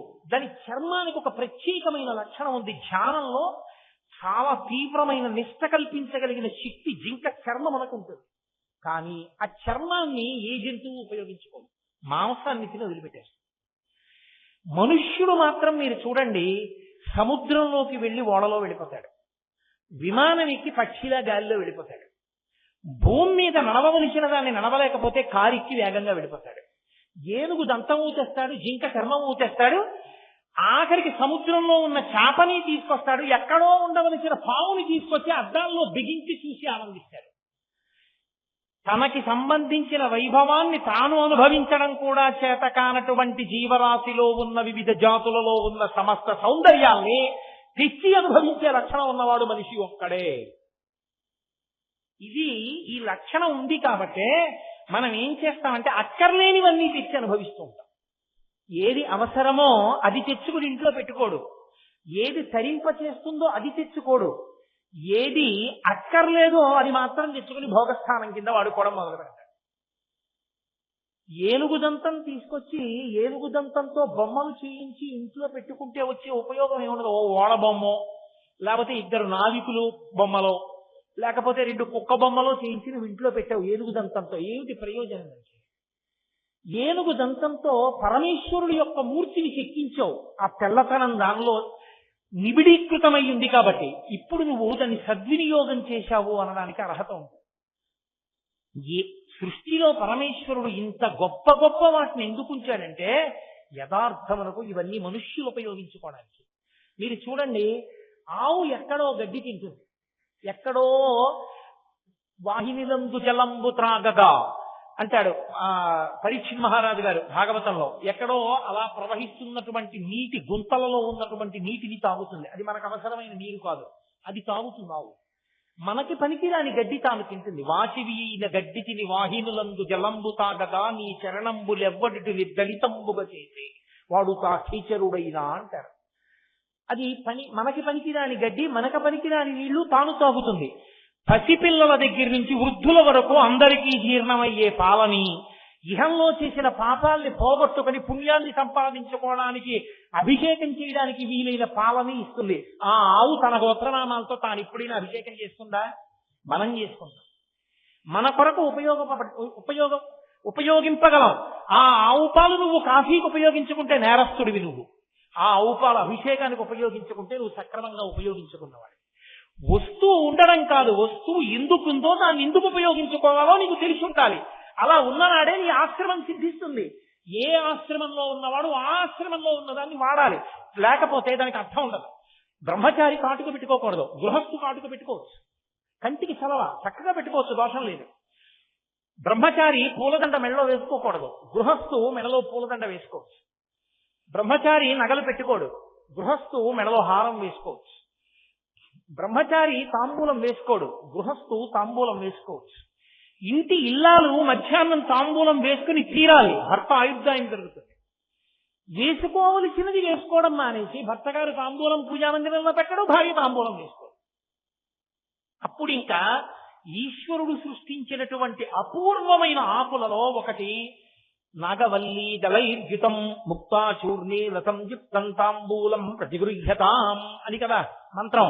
నాగవల్లి అని పేరు దానికి. ఆ నాగవల్లి అనబడేటటువంటి తమలపాకు కొన్న గొప్పతనం ఏమిటంటే అది పువ్వు పూయదు, కాయ కాయదు. కమల పుష్పాలు అని మీరు ఎక్కడైనా విన్నారా? ఎక్కడ ఉండవు. అలాగే సృష్టిలో అపురూపంగా వచ్చిన వాటిలో ఒకటి మృగనాభి. మృగనాభి అంటే కస్తూరి మృగం యొక్క నాభి నుండి స్రవించేటటువంటి విశేష పరిమళం కలిగినటువంటి ఒక ద్రవ్య విశేషం. దానితో బొట్టు ఉంచుకుంటే నువ్వు ఆ బొట్టు ఎందుకు పెట్టుకున్నావో ఆ ఫలితం కలుగు. బొట్టు ఎందుకు ఉంచుకుంటారు? స్త్రీలైతే ఒక ప్రయోజనానికి ఉంచుకుంటారు, పురుషుడైతే ఒక ప్రయోజనానికి ఉంచుకుంటాడు. నువ్వు ఎన్ని ఉపన్యాసాలు విన్నావు, ఎన్ని పుస్తకాలు చదివావు అన్నది కాదు. నీకు బొట్టు పెట్టుకోవడం రానంతసేపు నీకు అసలు సనాతన ధర్మం గురించి ఏమీ తెలియదని గుర్తు. ఎందుచేత అంటే పురుషుడు బొట్టు ఎందుకు పెట్టుకోవాలి అంటే నేను పునర్జన్మ సిద్ధాంతాన్ని అంగీకరించాను అని చెప్పినట్టు. పునర్జన్మ సిద్ధాంతాన్ని అంగీకరించాడు అంటే ఈ శరీరం విడిచిపెట్టిన తరువాత జీవుడు ఇంకో శరీరంలో కడతాడు, ఇక్కడ చేసిన పాపపుణ్యాలు అనుభవిస్తాడు. కాబట్టి నేను ఒళ్ళు దగ్గర పెట్టుకుంటాను, వేదం ఏం చెప్పిందో అలా బతుకుతాను అని ఒప్పుకున్నాడు అని గుర్తు. అందుకని బొట్టు పెట్టుకున్నాడు. బొట్టు పెట్టుకున్నాడు అంటే మీరు దగ్గరికి తీసుకోవచ్చు. ఆయనకి పాపపుణ్య వివక్ష ఉంది, భయం ఉంది, పునర్జన్మ మీద బెదురుంది. కాబట్టి మీరు దగ్గరికి పెట్టుకోవచ్చు. బొట్టు లేదు అంటే అసలు ఆయన పునర్జన్మ సిద్ధాంతం అని అంగీకరించాడు. కాబట్టి ఇక్కడ పాపపుణ్యాలు ఏమవుతాయి? ఆయన ఇంకొకసారి అనుభవిస్తానని ఆయన ఒప్పుకోవట్లేదు. ఒప్పుకోని వాడిని దగ్గరికి తీసే ఆయన పాపాన్ని ఇంకోలా కడిగేసుకుంటానన్న వాడిని నువ్వేం చేయగలవు? కాబట్టి బొట్టు అన్నది పురుషుడికి అంత ప్రధానమై కూర్చుంది. బొట్టు దృష్టి దోషాన్ని హరిస్తుంది. పైగా బొట్టు జ్ఞాన కేంద్రం ఉంటుంది ఇక్కడే. అందుకే చూడండి, ఏదైనా ఆలోచన నిలబడలేదనుకోండి, ఏదో జ్ఞాపకం రాలేదనుకోండి, కళ్ళు మూసుకుని దృష్టిని భ్రూమధ్యమునందు కేంద్రీకరిస్తారు. ఇక్కడ ఆజ్ఞాచక్రం ఉంటుంది, మనసుకి అధిష్టానం. ఇక్కడ ఎప్పుడు ఆలోచన నిలబడుతుంది, మళ్ళీ తిరిగి జ్ఞాపకానికి తీసుకొస్తుంది. ఆ జ్ఞాపక శక్తి దృష్టి దోషం వలన విరిగిపోకుండా ఉండాలి అంటే ఆజ్ఞాచక్రము తిలకము చేత కాని కుంకుమ చేత కాని ఆచ్ఛాదింపబడి ఉండాలి. ఇన్ని ప్రయోజనములు నెరవేర్చేది ఆ మృగనాభి, ఆ కస్తూరి పెట్టుకోవాలి. అది సువాసనలు వెదజల్లుతుంటుంది. స్త్రీ ఆడవారు ఎందుకు పెట్టుకుంటారంటే సభర్తృక, భర్త జీవించి ఉన్నాడు అని గుర్తు. సువాసిని, సువాసిని ఎక్కడుందో అక్కడ కామాక్షి ఉన్నట్టు. కామాక్షి కంచిలో లేదు, ఇదిగో ఇక్కడ నా ఎదురుగుండా ఉన్న సువాసిని రూపంలోనే కామాక్షి ఉంది. సువాసిని సువాసిన్యర్చన ప్రీత, అటువంటి సువాసిని నేను పరదేవతాత అనుగ్రహాన్ని పొంది ఉన్నదానను అని చెప్పడానికి కస్తూరి తిలకాన్ని పెట్టుకుంటారు. అమ్మవారు కస్తూరి తిలకం పెట్టుకుంటారు. అందుకే కస్తూరి తిలకంచితేందు విలసత్ప్రోద్భాసి పాలస్థలీం కర్పూర ద్రవ మిశ్ర చూర్ణ కపురామోదోల్ల సద్వీటికాం లోలాపంగ తరంగ తైరితి కృపాసారైర్లతానందినీం శ్రీశైలస్థలవాసినీం భగవతీం శ్రీమాతరం భావయేత్. ఆవిడ కస్తూరి తిలకాంచితేందు విలసత్. ఆవిడ కస్తూరి తిలకంతో చంద్రరేఖతోటి ఇవాళ ఆకాశంలో ఉంది. అమ్మవారి అయ్యవారి కిరీటం మీద ఉండేటటువంటి చంద్రరేఖ శుక్లపక్ష తదియనాడు ఉండే చంద్రరేఖ. ఇప్పుడే నేను మీ పట్టణానికి కారులో వస్తూ ఆకాశంలో ఆ చంద్రరేఖను చూసి ఒక్కసారి కామాక్షి కిరీటం మీద, చంద్రమౌళీశ్వరుడి కిరీటం మీద ఉండేటటువంటి ఆ చంద్రరేఖని భావించి లోపల నమస్కారం చేసుకుని వచ్చాను. కాబట్టి ఆ చంద్రరేఖని ఇవాళ దర్శనం చేయొచ్చు. కాబట్టి ఆ తల్లి విలసత్పూర్ణి, ఆ పక్కన కిరీటం పక్కన చంద్రరేఖ ఉంటుంది, నుదుటి మీద కస్తూరి తిలకం ఉంటుంది. ఈ కస్తూరి తిలకం శోభ. ఆవిడ నుదురు కాంతి, చంద్రబింబం యొక్క కాంతి, కిరీట మణుల యొక్క కాంతి, ఆ స్వర్ణము యొక్క కాంతి, ఇన్ని కాంతులతో ఆవిడ ముఖం విరాజిల్లుతుంది. అసలే ఆవిడ కాంతి స్వరూపిణి. యాదేవీ సర్వభూతేషు కాంతి రూపేణ సంస్థిత నమస్తస్యై నమస్తస్యై నమస్తస్యై నమో నమః. ఆమెయే కాంతి రూపంలో ఉంటుంది. అటువంటి తల్లి రాశీభూతమైన కాంతి స్వరూపంగా అక్కడ కూర్చుని దాన్ని ఉద్దీపింపచేయగలిగేటటువంటి కస్తూరి బొట్టు పెట్టుకుంది. ఇక్కడ కూడా సింధూరం పెట్టుకుంటుంది ఆవిడ. బాలసూర్య బింబం ఎలా ఉంటుందో అలా ఉంటుంది అన్నారు శంకరాచార్యుల వారి సౌందర్యలహరిలో.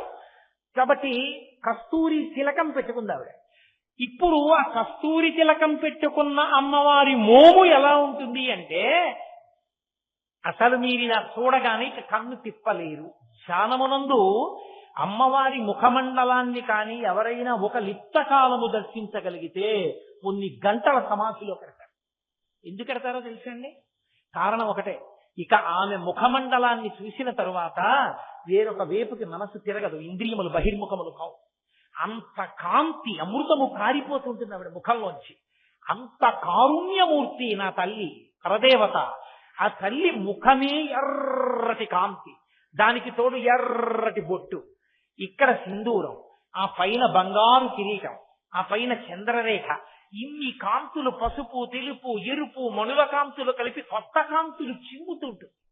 దానికి తోడు కాంతికి విషబ్బితే, కాంతికి వాసనబ్బితే వాసనలు కూడా విరజిమ్ముతుంటుంది ఆవిడ. ఎందుకని ఆ కస్తూరి మృగమదమునకున్న లక్షణం ఏంటంటే అది సువాసనలు వెదజల్లుతుంది.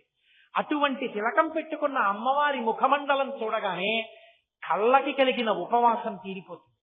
ఆ సువాసనల చేత ముక్కునకు కలిగినటువంటి ఉపవాసం తీరిపోతుంది. ఇంద్రియములన్నీ వెనక్కొచ్చి ఆవిడ ముఖము నుండి స్రవించేటటువంటి ఆ కరుణారస ధారలను గ్రోలడం చేత కడుపు నిండిపోతుంది. తాను ఆ తన్మయత్వంలో అలా ఉండిపోతాడు. మహానుభావుడు శరభోజీ మహారాజు గారు వచ్చేటప్పటికీ అదిగో ఆ స్థితినే పొందాడు అభిరామ భట్టు. కాబట్టి అటువంటి ముఖమండలం కలిగిన తల్లి, అంతటి కాంతి స్వరూపిణి, ఏవి కాంతిని ఉద్దీపింపచేస్తాయో వాటిని ఆవిడ అలంకారం చేసుకుంటుంది. కాంతిని నొక్కేస్తాయి ఏవి? ఏదో దీపం ఉందనుకోండి, నిప్పుల మీద మీరు బూది జల్లేశారనుకోండి, కాంతి అణగిపోతుంది. ఖచ్చితంగా దీనికి వ్యతిరేకంగా ఆలోచుకుంటాడు ఆయన బూది రాసుకుంటాడు. అంత మాత్రం చేత పనికి మాలిన వాడు కాదు. ఆయన బూది రాసుకోవడంలో గొప్పతనం ఏమిటో ఇవాళ మీకు కస్తూరిక అంతే చెప్పాను, ఇంకా అది కూడా పూర్తి చేయలేదు. కుంకుమ చర్చితాయై, దీన్ని రేపటి రోజున పూర్తి చేస్తాను.